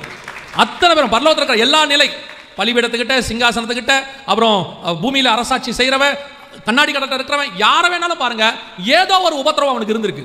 அதை கிராஸ் பண்ணி தான் அங்கே வந்திருக்கிறான். நீங்கள் ரிச்சர்ட் உம்ரன் ஐயாவோட புக்கை படிச்சு பாருங்க, படும் வேதனையில் பரம வெற்றி. அவருக்கெல்லாம் இல்லாத உபத்திரவமா, அதுக்கு நடுவில் ஜெயிச்சு அந்த ஒரு மனுஷனுடைய சாட்சி லட்சக்கணக்கான மிஷனரிகளை உருவாக்கி இருக்கிறது. கர்த்தர் ஒரு நாளும் உபத்திரவத்தில் உன்னை சாக விட மாட்டார், உன் மூலமாக அநேகரை வாழ வைக்கிறவர். இன்னைக்கு கடைசி காலம் அப்படி ஆயிப்போச்சு. வெள்ளை போலமே கிடையாது, கசப்பே கிடையாது, உனக்கு அதுவே கிடையாது. இப்படி சொன்னவங்க எல்லாம் ஏதோ ஒரு விதத்தில் கஷ்டத்தை அனுபவித்தவர்கள் தான். உபத்திரவத்துக்கு மத்தியிலிருந்து வந்தவங்க தான் இந்த வார்த்தையை சொல்றாங்க. இன்னைக்கு ஜனங்க கிட்ட வந்து கள்ள உபதேசமா சொல்றாங்க, தயவு செய்து நீங்கள் மனவாட்டி சபையா மாறணும்னா, இப்போது ஒருவேளை நீங்கள் அப்படிப்பட்ட உபத்திரவத்தின் பாதைக்குள்ள கடந்து போயிட்டு இருக்கலாம். நீங்க சில நேரத்தில் கேட்கலாம், ஏன் எனக்கு இப்படி எல்லாம் நடக்குது, எனக்கு மட்டும் ஏன் இப்படி எல்லாம் ஆகுது, ஏன் அந்த மாதிரி பாதையில கடந்து போகிறேன், ஜெபம் பண்ணிட்டே இருக்கிறேனே, இது எப்போ மாறும், என்று மாறும் எந்த துயரம் ஏங்கி உள்ளம் ஏங்குகையில் நீங்க பாடிட்டு இருக்கலாம். ஆண்டவர் சொல்றாரு, இது எல்லா பரிசுத்தவான்களும் கடந்து போன பாதை, இது பரலோகத்துக்கு நியமிக்கப்பட்ட பாதை. இந்த பாதையில் நான் உன்னை நடத்துகிறேன் என்றால் முடிவு பரியந்தம் உன்னை கொண்டு போய் நிறுத்தி உன்னை மனவாட்டியை மாற்றுவதற்கு தான் இந்த பாதையில் நடத்துகிறேன். நீ படுகிற பாடுகள் ஒரு நாளும் விருதாவாய் போகாது, வீணாய் போகாது. அது உன்னை சுத்திகரிக்கிறது. இன்னும் நீ கர்த்தரை உறுதியா பிடிப்பீங்க, இன்னும் வசனத்துக்கு நேரா போவீங்க, இன்னும் ஜெபத்துக்கு நேரா போவீங்க. நல்லா பாருங்க, ஒரு உபத்திரவம் முடியும் போது நீங்க கர்த்தர்கிட்ட க்ளோஸ் ஆயிருப்பீங்க. எனக்கு ஆண்டவர் சொல்லி கொடுத்தது அதுதான். ஆசீர்வாதத்தில் தடுமாடுகிற சபை உபத்திரவத்தில் கர்த்தருக்கு உண்மையா இருக்கும். அது என்ன ஃபார்முலானே தெரியாது. உபத்திரவத்தில் அவங்க உண்மையா இருப்பாங்க ஆண்டவருக்கு, ஆசீர்வாதம் வரும்போது தான் தடுமாறுவாங்க. அந்த உபத்திரவம் பல நேரங்களிலே நம்மை உருவாக்குகிறது. 2வது, இப்போ சுத்திகரிப்பு காரியம் நடக்குது. 12 மாசம் ஒவ்வொரு நாளும் மணவாளனை சந்திப்பதற்கு நீங்கள் என்ன செய்ய வேண்டும்? சுத்திகரிப்புக்குள்ள போய்கிட்டே இருக்கணும்.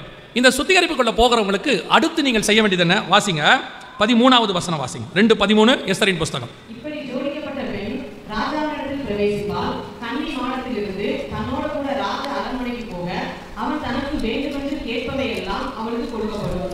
நல்லா கவனிங்க, இப்படி போற பெண்கள் ராஜாவுக்கு அரண்மனைக்குள்ள போய், கன்னி மாடத்திலிருந்து அரண்மனைக்குள்ள போய் ராஜாவுக்கு மணவாட்டியா மாறணும்னு நினைக்கிற பெண்கள் என்ன கேட்டாலும் கிடைக்கும். அந்த வசனம் அப்படித்தானே சொல்லுது. அவள் வேண்டுமென்று கேட்பவை எல்லாம் அவளுக்கு. இந்த வசனத்தை கொஞ்சம் ஆழமாக நீங்கள் தியானிக்கணும். நான் உங்களுக்கு சொல்கிறேன். அந்த வசனத்தை முடிஞ்சால் எல்லாரும் திருப்பி கொள்ளுங்க. அந்த 13ஆம் வசனம் திருப்பி வாசிங்க. அதாவது ராஜாவுக்கு என்று சுத்திகரிக்கப்பட்டாச்சு. இப்போ ராஜாவுக்காக செலக்ட் பண்ணி சுத்திகரிப்பு ஆயிடுச்சு. இப்போ அரண்மனைக்கு போகிறதுக்கு ரெடி ஆயிடுச்சு, வருகையில் போகிறதுக்கு ரெடி ஆயிடுச்சு. ஜோடிக்கப்பட்ட பெண் கன்னி மாடத்திலிருந்து, சபையிலிருந்து தன்னோடு கூட பரலோகத்துக்கு போக, அரண்மனைக்கு போக. இப்போ சபையிலிருந்து நம்ம எங்க போறோம்? பரலோகத்துக்கு போக போறோம். கன்னி மாடத்திலிருந்து எங்க போறோம்? ராஜாவுடைய அரண்மனைக்குள்ள போக போறாங்க. அப்படி போகும்போது அந்த பெண் தனக்கு என்ன வேண்டும் என்று கேட்டாலும் அவளுக்கு, இப்போ நல்லா கவனிங்க, அரண்மனைக்கு ராஜாவை பார்க்க போறவ என்ன கேட்பா? நான் கேட்கறது புரியுதா? இப்போ அரண்மனையிலேருந்து வீட்டுக்கு போறான்னு வச்சுக்கோங்க. அரண்மனையிலேருந்து வீட்டுக்கு போறானா தான் வீட்டுக்கு என்னென்னலாம் தனக்கு என்னெல்லாம் வேணுமோ எல்லாத்தையும் என்ன செய்வா? கேட்பா. ஆனால் இப்போ இவ எங்கேருந்து எங்கே போறா? கன்னி மாடத்திலிருந்து ராஜா அரண்மனைக்கு போறா, ராஜாவை பார்க்க போறா. அப்ப ராஜாவை பார்க்கும் போது இவ கேட்டதெல்லாம் கொடுக்கப்படும். அப்ப இவ என்ன கேட்பா? ராஜாவை இம்ப்ரெஸ் பண்றதுக்கு, ராஜாவுக்கு பிடிக்கிறதுக்கு என்னென்ன வேணுமோ அவள் என்ன கேட்டாலும் கொடுக்கப்படும். இப்போ இவளுக்கு கொடுக்கறதுக்கான நோக்கம் என்னன்னா, நீ ராஜகுமாரத்தியா மாறணும், உனக்கு என்ன கேட்கறியோ நான் தரேன், ஆனா நீ ராஜாவுக்கு ராஜகுமாரத்தியா மாறிடணும், ஏன்னா வஸ்திக்கு பதிலாக உன்னை கொண்டு வரணும். இப்போ அவள் என்ன கேட்டாலும் கொடுக்கப்படும். இப்போ இந்த பெண் என்ன பண்ணுவா? பொதுவா சாதாரணமாக அந்த பெண் என்ன பண்ணுவா? ராஜாவுக்கு என்ன பெர்ஃப்யூம் பிடிக்கும் அதை போடு, ராஜாவுக்கு என்ன கலர் ட்ரெஸ் பிடிக்கும் அதை போடு. இப்போ அடுத்து ராஜாவுக்கு என்ன மாதிரி நகை பிடிக்கும் அதை போடு, ராஜாவுக்கு எப்படி முடிவாரனா பிடிக்கும் அந்த மாதிரி வாரு, அதுக்கான கிளிப்பு கொடு, அந்த மாதிரி பின்னு போடு, ராஜாவுக்கு என்ன மாதிரி செருப்பு போட்டா பிடிக்கும் அந்த மாதிரி கலர்ல செருப்பு போடு, அடுத்து ராஜாவுக்கு என்ன கையில கொண்டு போனா சாப்பிடுவாரு அந்த மாதிரி. இவ கேட்கறது எல்லாம் எதுக்காக இருக்கும்? ராஜாவை இம்ப்ரெஸ் பண்ணி ராஜகுமாரத்தியா மாறுறதுக்கு, அவ்வளவுதான். ஏன்னா இப்ப போறது அரண்மனைக்கு. ஆனால் இந்த வசனத்தை வாசிங்க, 15வது வசனம்.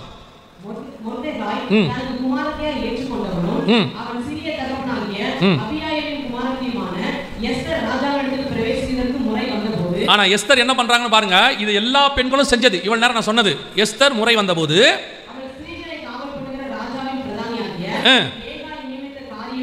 நல்ல கவனிங்களேன், ஸ்திரீகளை காவல் பண்ணுகிற ஏகா நியமித்த காரியமே அல்லாமல் அவ வேற ஒன்றையும் கேட்கவில்லை. ஏன்? இப்போ எஸ்தருக்கும் மற்ற பெண்களுக்கும் என்ன வித்தியாசம்? எஸ்தர் மட்டும் ராஜகுமாரத்தியா மாறிட்டாங்க, மற்ற பெண்கள் மாறல. என்ன டிஃபரன்ஸ் அப்படின்னு கேட்டீங்கன்னா, இந்த அத்தனை பெண்களுக்கும் ராஜாவுக்கு என்ன பிடிக்கும்னு தெரியாது. ராஜாவுக்கு என்ன பிடிக்கும்னு தெரியாது, எஸ்தருக்கும் தெரியாது, யாருக்கும் தெரியாது. இந்த பெண்கள்லாம் என்ன பண்றாங்க? நல்ல எண்ணம், எப்படியாவது ராஜகுமாரத்தியா மாறிடணும், ராஜாவுக்கு பிடிச்ச மாதிரி ஆகணும். அதனால ராஜாவை இம்ப்ரெஸ் பண்றதுக்கு அவங்க என்னென்னலாம் யோசிச்சு செய்றாங்களோ, யோசிச்சு தான் செய்வாங்க, சும்மா செய்ய மாட்டாங்க, யோசிச்சு எல்லாம் செய்றாங்க. ஆனால் எஸ்தர் என்ன பண்ணாங்க? யோசிக்கவே இல்லை. அந்த ஏகா கிட்ட போய் ராஜாவுக்கு என்ன பிடிக்கும்னு கேட்குறாங்க. ஏன்னா இவங்க அத்தனை பேருக்கும் ராஜாவுக்கு என்ன பிடிக்கும் தெரியாது, ஏகாவுக்கு ராஜாவுக்கு என்ன பிடிக்கும்னு தெரியும். ஏன்னா அவன் தான் ராஜாவுக்கு ராஜகுமார்த்தியை ஏற்பாடு பண்றவன், ரெடி பண்ணி ராஜகுமார்த்தியை மாத்திரவன், அவன் தான் வஸ்தியை மாத்தினவன். இப்போ போய் ஏகாட்ட ராஜாவுக்கு ராஜகுமாரத்துக்கு என்னென்னலாம் பிடிக்கும் அதை மட்டும் எனக்கு கொடு. இந்த இடத்துல தான் நீங்கள் புரிஞ்சுக்கணும், இயேசு கிறிஸ்துவுக்கு ராஜகுமாரத்தியா கற்புள்ள கன்னிகையா நீங்கள் மாறணும்னா இந்த ரெண்டு காரியம் இங்கே இருக்கு. நிறைய பேர் என்ன சொல்றாங்கன்னா, என் நாமத்தினாலே எதை கேட்டாலும் அதை நான் உனக்கு தருவேன். இந்த இந்த நாமத்தில் கிடைக்கிற அத்தாரிட்டியை ராங்கா யூஸ் பண்ற ஒரு குரூப். இவங்க என்ன பண்றாங்க? இப்பவும் சொல்றேன், ஒரு குரூப் தங்களுக்குன்னு வாங்கிக்குது. ஆண்டவர் எதை கேட்டாலும் கொடுப்பார், நம்ம ஆண்டவர் கிருபை உள்ளவர், நம்ம ஆண்டவர் ஐஸ்வர்ய சம்பந்தர், நம்முடைய ஆண்டவர் நம்மை ராஜாவாக்கும்படி ஐஸ்வர்யனாக்கும்படி தரித்திரரானார், ஆண்டவரே எங்களுக்கு நேரத்தை கொடுங்க, வீடு கொடுங்க, ஊருக்கு பக்கத்தில் அந்த கொடுங்க, ஆண்டவர் எடுத்துக்க. ஏன்னா என் நாமத்தில் எதை கேட்டாலும் கொடுப்பேங்கிறது ஃபார்முலா, அது லா, சட்டம். கர்த்தர் சொன்னது கொடுத்துருவார். இப்போ ஒரு இளையகுமாரன் போய் அப்பா கிட்ட கேட்குறான், அப்பா தகப்பனே, அவன் மட்டும்தான் பாருங்க, மூத்த குமாரன் அப்படி பேச மாட்டான், இளையகுமாரன் மட்டும் தான் அப்படி பேசுவான். தகப்பனே எனக்கு சொத்தை பிரித்து கொடுங்க அம்மா. அப்பா பிரித்து கொடுத்தாரா இல்லையா? அப்பா அட்வைஸ் பண்ணாரா அவனுக்கு? ஏதாவது ஒரு அட்வைஸ் பண்ண மாட்டேன், ஒரு அட்வைஸ் கூட பண்ணவே இல்லை அப்பா. இப்போ பாருங்க, உங்ககிட்ட பையன் வந்து கேட்டா நீங்கள் ஒரு 50 ரூபா கேட்டால் 50 கேள்வி கேட்பீங்களா மாட்டீங்களா? எதுக்கு, ஏன், எவ்வளோ எவ்வளோ மிச்சம் வரும் கேட்பீங்களா மாட்டீங்களா? கன்ஃபார்மாக கேட்போம் இல்லையா? நான்லாம் ஸ்கூல் படிக்கும்போது 50 காசுங்கிறது அப்போ பெரிய பணம், 50 காசுங்கிறது பெரிய பணம். 50 காசு எங்கள் அம்மா கொடுத்துட்டு மறுநாள் கேட்பாங்க, நேற்று 50 காசு கொடுத்தனே மிச்சம் எங்க அப்படிம்பாங்க. செலவாயிடுச்சுன்னா அடி சாத்திடுவாங்க. இனி ரொம்ப செலவு பண்ணுற தெரியுமா அப்படின்ட்டு 25 காசாக கட் பண்ணிடுவாங்க. 25 காசு கொடுத்துட்டு சாயங்காலம் கேட்பாங்க, 25 காசுக்கு என்ன பண்ணேன்? அப்போல்லாம் அந்த 5 காசுக்கு தேன் மிட்டாயின்னு ஒன்று விற்கும், அதான் நம்ம கண்ட ஒரே ஸ்வீட்டு. இப்போ நம்ம பையன் கேட்குற சாக்லேட்டே 300 ரூபா ஆகுது. ஆமாம் தானே? சவர்மாங்கிறான் 100 ரூபாயா. நம்மலாம் சவர்மாவை கேட்டால் நம்மளை உருட்டியிருப்பானுங்க, அன்றைக்கி உருட்டி நசக்குன்னு வாயில் கடிச்சிருப்பாங்க, மரியாதையாக போயிருப்பாங்க. நம்ம கண்ட ஒரே சந்தோஷம் தேன் மிட்டாய் தான். அந்த தேன் மிட்டாயே இவ்வளோண்டு தான் இருக்கும். அதை ஸ்கூலில் வாங்கி வீடு வரைக்கும் கடிச்சிக்கிட்டே வருவேன், தீந்துடக்கூடாதுன்னு. ஆமாம் இல்லையா? ஆமாவா இல்லையா? கொஞ்சம் என்ன மாதிரி பூமர் அங்கிளுக்கு தெரியும் இதெல்லாம், கொஞ்சம் வயசானவங்களுக்கு கன்ஃபார்மாக தெரியும். இல்லை, ஒரு மாங்காய் பெத்தா 10 காசு உப்பு போட்டு மிளகாத்தூள் போட்டு கொடுப்பாங்க. அதை வாங்கி கடிச்சிக்கிட்டு வீட்டு வரைக்கும் வந்துடுவேன். 2 கிலோமீட்டருக்கு கடைசி துண்டு வீட்டு வாசலில் தான் வந்து உள்ளே போடுவேன். எனக்கு அதில் ஏன் அப்படி சாப்பிட்டுட்டே வந்தேன்னா, கூட வரவங்களை விருப்பேற்றுறதுக்கு அவனுக்கிட்ட இருக்காது. நம்ம சாப்பிட்றத பார்த்துக்கிட்டே வருவான். டே எனக்கடாமா வாடா வாடா வாடான்னு கூட்டே போவோம். கடைசி யோசிச்சு பாருங்க, ஒரு 25 காசு கொடுத்தா கணக்கு கேட்குற ஃபாதர்ஸ், ஒரு 50 காசு கொடுத்தா கணக்கு. இப்போவும் அப்படி தான். நல்ல அப்பா என்ன பண்ணுவாருன்னு கேட்டிங்கன்னா, கஷ்டப்பட்டு சம்பாதிக்கிற அப்பா கன்ஃபார்மாக ஒரு கேள்வி கேட்பாரு. ஆனால் இப்போ இருக்க பிள்ளைங்கிட்ட கேட்க முடியல. பொதுவாக ஆண்டவர் வந்து இந்த மனைவி காசு கேட்டால் கொடுக்காத கணவன் இருக்கான்ல, அவனுக்கெல்லாம் பொண்ணை கொடுத்துட்றாரு. முதல் குழந்தை பொன் குழந்தையாக கொடுத்துட்றாரு. மனைவி கேட்டவொடனே அவர் கேட்பார், எதுக்கு? இல்லைப்பா இதெல்லாம் வாங்கணும், நீ ரொம்ப செலவு பண்ணுற தெரியுமா, நீ கொஞ்சம் பார்த்து செலவு பண்ணுன்னு சொல்லுவார் கணவர். கரெக்டாக பொன் குழந்தை தான் அந்த ஆளுக்கு பிறகுது, நான் பார்த்துட்டேன். அந்த பெண் குழந்தை இருக்குல்ல, நல்லா வளர்ந்தவொடனே அப்படி வந்து பக்கத்தில் உட்காந்து 200 கொடுங்க. அப்பா வந்து இப்படி பார்ப்பாரு, ஏமா நீங்கள் கொடுங்க. அப்பா எடுத்து கொடுப்பாரு. அந்த கார்னர்லேருந்து அந்த ஒய்ஃப் இப்படி பார்க்கும், படுபாவி 50 ரூபாய்க்கு 50 கேள்வி கேட்டால் பொண்ணு கேட்டால் 200 ரூபாய் எடுத்து கொடுக்குற அப்படின்னு. உங்களுக்கு எப்படி தெரியும்னு கேட்காதீங்க, எனக்கு முதல் பொண்ணு. நான் எதெல்லாம் விதைச்சனோ அதெல்லாம் நானும் பார்க்குறேன். அது இயல்பு, தகப்பனுடைய தானே இயல்பு, அப்படி தானே வச்சுக்கோங்களேன். அதில் ஒரு பெரிய கொடுமை என்னென்னா, இந்த இளையகுமாரன் போய் கேட்டோன்னா அப்பா என்ன பண்ணிடுவார், எல்லாத்தையும் பிரித்து கொடுத்துருவார், சொத்தை கொடுத்துருவார். அவருக்கு நல்லா தெரியும் அவன் அதை அழிக்க போகிறான், அவனோட கேரக்டர் அவனுக்கு தெரியும். ஆனாலும் தகப்பனேன்ற வார்த்தையை சொன்ன உடனே அந்த நாமத்துக்கு என்ன அதிகாரம் உண்டோ அதன்படி எல்லாத்தையும் கொடுத்துட்டார். அதன் அடிப்படையில் தான் நீங்கள் எதை கேட்டாலும் கத்தரிப்ப தராரு. ஆனால் இது எல்லாம் ராஜாவுக்கு பிரியமானு கேட்டிங்கன்னா இல்லை. நீங்கள் வாங்குறதெல்லாம் ராஜாவுக்கு பிரியமா இல்லை, ஆனால் கேட்கறது இயேசுவின் நாமத்தினால. அது பரலோகத்தினுடைய கிங்டம் சட்டம். இயேசுவின் நாமத்தில் கேட்டால் கிடைக்கும், கொடுத்துரு. ஏன் துன்மார்க்கனே தரையா, என் பையன் கேட்குறான் குடியா, அவன் இளையகுமாரன் குடு, அவன் எங்கள் அப்பான்ற பேச்சில் கேட்குறான்.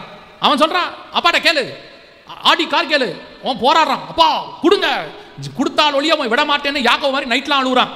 சிலர்லாம் பார்த்தீங்கன்னா அந்த கல்யாணத்துக்கு பொண்ணு கழுவான், எதையாவது பார்த்துருவான். இவருக்கு தெரியும் கல்யாணம் பண்ணால் அவன் செத்தான்னு நல்லா தெரியும். இவன் அழுவான், அந்த பொண்ணு தான் ஆண்டவர் வேணும். டே வேணாண்டா உனக்குன்னு ஆண்டவர் உணர்த்துவார். கேட்க மாட்டான். ஆண்டவரே எனக்கு கொடுங்க. ஆண்டவர் சரி என் நாமத்தினால கேட்குற போ கொடுத்துருவாரு. சர்ச்சில் தான் கல்யாணம் நடக்கும், பாஸ்ட்டுங்க தான் ஆசீர்வதிப்பாங்க. அதுக்கப்புறம் டெய்லி ஆண்டவர்கிட்ட ஜோம் பண்ணுவான். ஏன் கொடுத்தீங்க ஆண்டவரே, நான் தான் உங்ககிட்ட கேட்டனாலும் நீங்களா கொடுக்கலாமா கொஞ்சம்.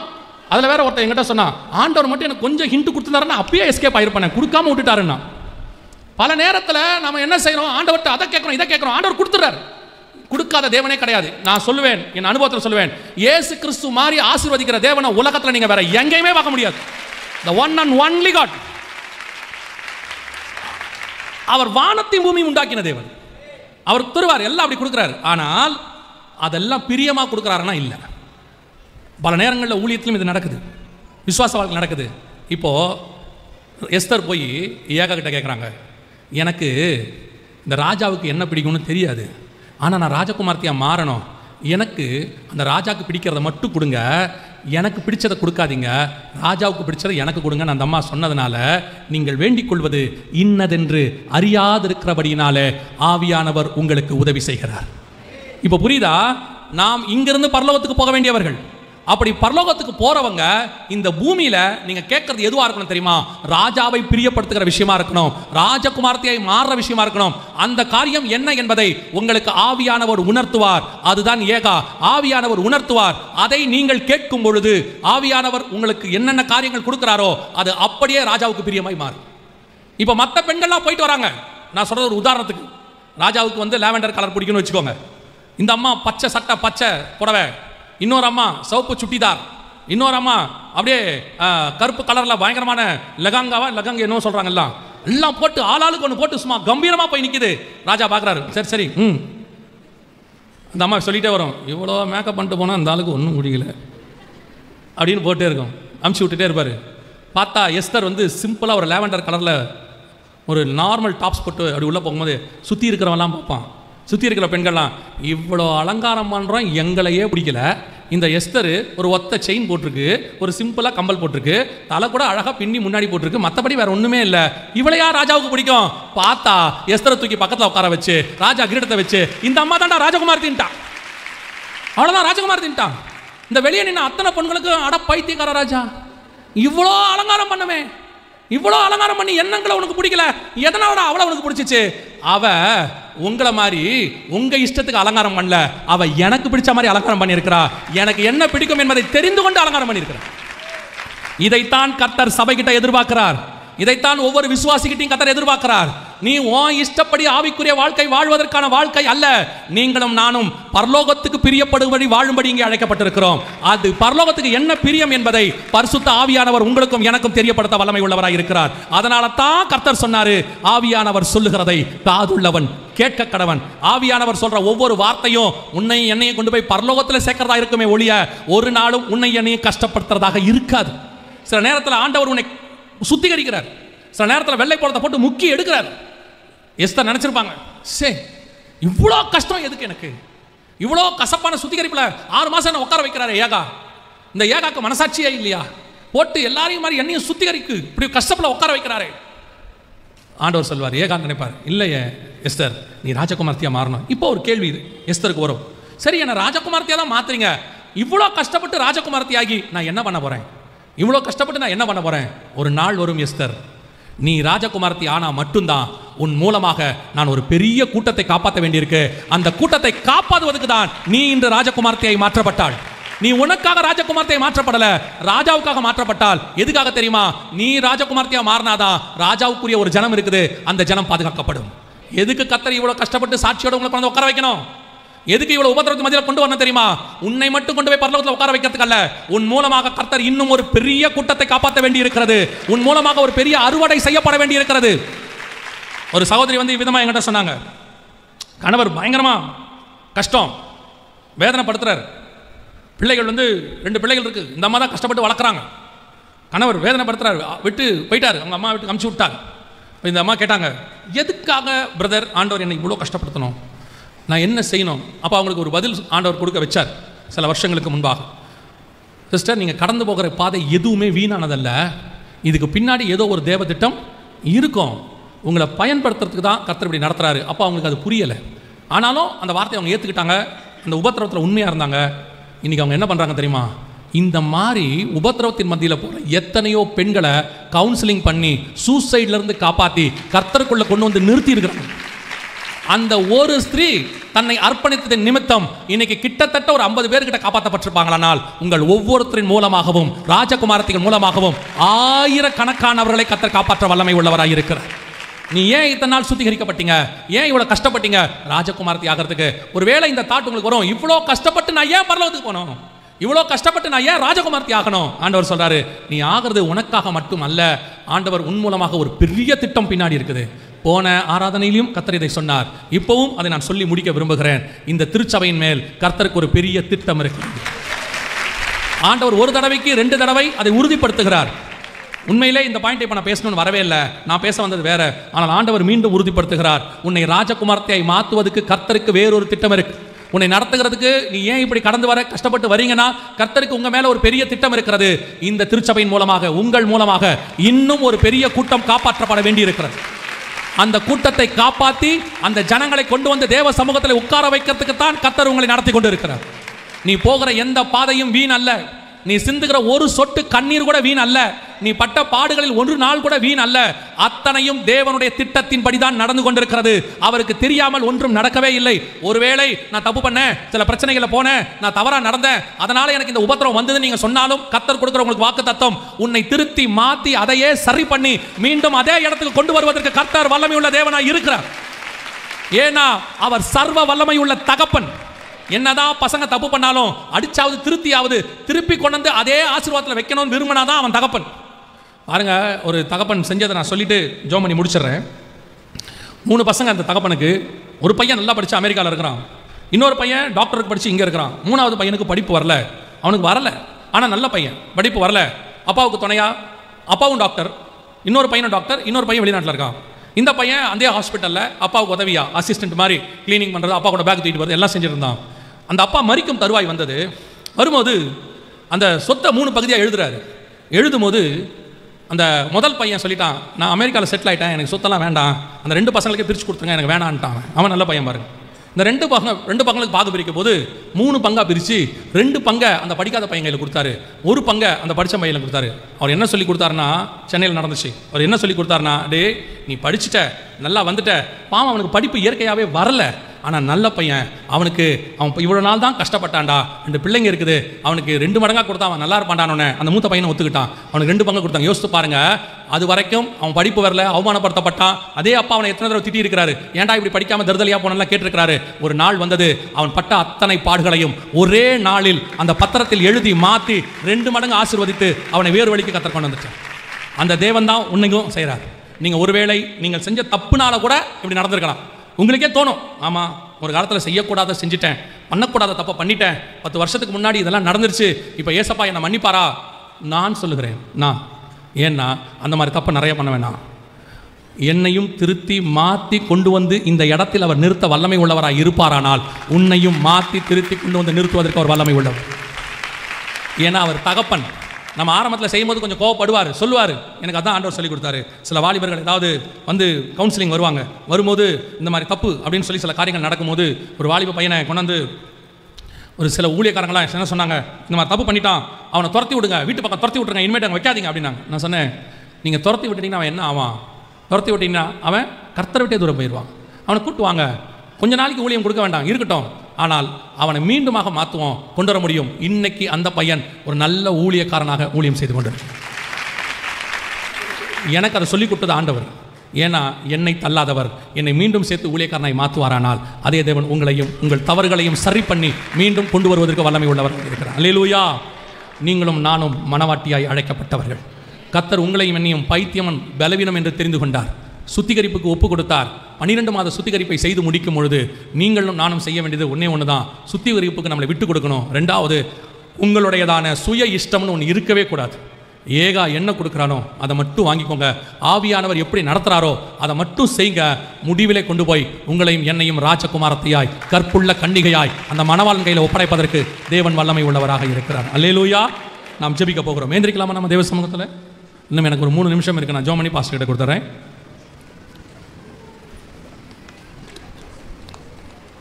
எல்லாம் கண்களை மூடுவோம், ஒப்பு கொடுப்போமா? ஒரு சிலருக்காக நாம் ஜெபிக்க போகிறோம். இங்கே இருக்கிற ஒரு சிலர் ஆவியானவர் பேசும்போது உணர்த்தினார், அதை சொன்னேன். இப்போ திருப்பி ஜெபிக்கும் போது அதை நான் செய்து ஜெபிக்க விரும்புகிறேன். ஆரம்பத்தில் நீங்கள் செய்த ஏதோ தவறு, பாதை மாறி போயிட்டீங்க, சில காரியங்களில் கர்த்தரை விட்டு தூரம் போயிட்டீங்க, திருப்பி வந்துட்டீங்க. ஆனால் இன்னும் அது சரியாகலை. அதனால் ஏற்பட்ட பாதிப்பு, அதனால் ஏற்பட்ட வலி, அதனால் உங்களுக்கு வந்ததான பிரச்சனை இருக்குது, போயிட்டே இருக்கிறீங்க. இன்றைக்கி ஆண்டவர் உங்களுக்கு ஒரு வாக்கு பண்ணுகிறார். நீ என் பிள்ளை, நான் உன்னை பெற்றெடுத்தேன், நான் உன்னை சுத்திகரித்தேன், உனக்காகவும் நான் ரத்தம் சிந்தினேன். நீ இளையகுமாரனாய் நீ மீண்டும் திரும்பி வந்தாயானால் நான் உன்னை மீண்டும் அணைத்து கொண்டு முத்திரை மோதத்தை போட்டு உன்னை வீட்டுக்குள்ளே புத்தாடை தரித்து மீண்டும் வைத்துக் கொள்ளுவேன். பழையவைகள் எல்லாம் ஒளிந்து போயின, எல்லாம் புதிதாயின. நீ பண்ண தப்புக்கு நீ அடைஞ்ச தண்டனையை கர்த்தர் இன்னைக்கு மாத்துறார். உன்னை சுத்திகரித்து மீண்டும் மாத்துறார் ஆண்டவர். உன் தாய் தகப்பனுக்கு நீ பண்ண துரோகத்துக்கு கர்த்தர் இன்னைக்கு மீண்டும் உன்னை சுத்திகரிக்க விரும்புகிறார். ஆண்டவர்கிட்ட ஒப்பு கொடுங்க பார்ப்போம். ஆண்டவர்கிட்ட ஒப்பு கொடு. நீ பட்ட பாடு எதுக்கு தெரியுமா? நீ வாங்கின அடி எதுக்கு தெரியுமா? நீ உன் தாய் தகப்பனுக்கு எதிராக பண்ண காரியத்தை நிமித்தம் அடி வாங்கின. இன்னைக்கு ஆண்டவர் அந்த கண்ணீரை துடைப்பதற்கு தயாராக இருக்கிறார். மீண்டும் உன்னை சுத்திகரிக்க தயாராக இருக்கிறார். நீ போன பாதைகளில் இருந்த பாடுகள் எல்லாம் முடிவுக்கு வரும். ஆண்டவர் கோணலானவைகளை செவ்வையாக்குகிற தேவன், உனக்கு முன்பாக போய் வழியை ஏற்படுத்துகிற தேவன், உன்னை சுத்திகரிக்க கர்த்தர் விரும்புகிறார். எல்லாம் ஒப்பு கொடுப்போமா தேவ சமூகத்தில்? நான் தேவனுடைய மனவாட்டியாக மாறணும், நான் என்னை சுத்திகரிப்புக்கு ஒப்பு கொடுக்குறேன். அது வெள்ளை போலமோ, சுகந்த வர்க்கமோ, கந்தர்வ வர்க்கமோ, அல்லது ஸ்திரீகளுக்குரிய முறைமையோ, என்ன முறையில் நீங்கள் என்ன நடத்தினாலும் சரியாண்டவரே, என்னை கொண்டு போய் ராஜகுமாரத்தையை ஆக்கிட்டா மட்டும் போதாப்பா, அதுக்கு மட்டும் என்னை மாற்றிருங்க ஆண்டவரே. அதுக்காக என்ன செய்யவும் நான் தயாராக இருக்கிறேன். ஒப்பு கொடுப்போமா தேவ சமூகத்தில்? அப்படி நீங்க நிபந்தனை இல்லாமல் உங்களை தேவன் கையில் சரண்டர் பண்ணி பாருங்க. நிச்சயம் உங்களை ராஜகுமாரத்தியாய் உயர்விலே கொண்டு போய் உட்கார வைக்க தேவன் வல்லமை உள்ளவராக இருக்கிறார். ஒரு நாளும் கர்த்தர் தன்னை நம்பினவர்களை கைவிட்டதே இல்லை. அவரை நோக்கி பார்த்தவர்கள் வெட்கப்பட்டு போனதே கிடையாது. உதவி வரும் கண்மலை நோக்கி பார்த்தவர்களை கர்த்தர் உதாசீனப்படுத்தினது கிடையவே கிடையாது. எப்படி இருந்தாலும் கர்த்தர் உன்னை உயர்த்திடுவார், உன்னை மாற்றிடுவார். ஒப்பு கொடுப்போமா தேவ சமூகத்தில்? கரங்களை ஆண்டவருக்கு நேராக உயர்த்தி, சர்வ வல்லமையுள்ள எங்கள் தகப்பனே, இந்த நாளுக்காக உமக்கு நன்றி. தேவனாகிய கர்த்தர் கொடுத்த எங்களுக்கு அழைப்புக்காய் ஸ்தோத்திரம், வேறுபாடுள்ள வாழ்க்கைக்காக நன்றி, சுத்திகரிப்புக்காக ஸ்தோத்திரம். எங்களுக்கு சில காரியங்களை நீர் கொடுத்தீர், சில காரியங்களை கொடுக்கவில்லை. சில காரியங்களை கொடுத்தீர், சில காரியங்களை கொடுக்கவில்லை. நீர் கொடுக்காததுக்காக ஸ்தோத்திரம், நீர் கொடுக்காததுக்காக நன்றி. எங்களுக்கு என்ன தேவை என்பதை நீர் அறிந்திருக்கிறீர் ஆண்டவரே. நீர் தந்தாலும் ஆசீர்வாதம், நீர் தரா விட்டாலும் ஆசீர்வாதம். ஏன்னா நீங்க செஞ்சீங்கன்னா அது எங்க நன்மைக்காக மட்டும்தான் செய்வீங்க. உங்க கரத்துல தீமை என்பதே கிடையாது. நீங்க கொடுத்த அத்தனையும் நன்மை, நீங்க கொடுக்காததும் நன்மை. Thank you Jesus. அநேகர் நீங்க சில காரியங்களை எங்களுக்கு தரலையே, ரொம்ப நாளா ஜெபம் பண்றோமே அப்படின்னு நினைக்கிறீங்க. ஆண்டவர் தரலனாலும் அதுக்கு பின்னாடி ஏதோ ஒரு ஆசீர்வாதம் இருக்கு. ஒரு பெரிய பரிசுத்தவான் சொன்னாரு, எஸ்ங்கிறது மட்டும் கர்த்தருடைய பதில் இல்லை, நோங்கிறதும் கர்த்தருடைய பதில். ஆனால் ரெண்டுமே ஆசீர்வாதம் தான். கரங்களை ஆண்டவருக்கு உயர்த்துவோமா? சர்வ வல்லமையுள்ள எங்கள் தகப்பனே, இந்த நாளிலே இந்த விதைக்கப்பட்ட வார்த்தைகள் அத்தனையும் 100க்கு 100 100க்கு 100 உங்களுடைய கரத்திலிருந்து வந்ததுன்னு நாங்கள் விசுவாசிக்கிறோம். இது எங்கள் வாழ்க்கையில் அபியாசப்படுத்தி முடிவு பரியந்தம் ஓடி முடிக்க கிருபை பாராட்டும், ஆசீர்வதியும் வழி நடத்தும். இயேசு கிறிஸ்துவின் நாமத்தில் பிதாவே.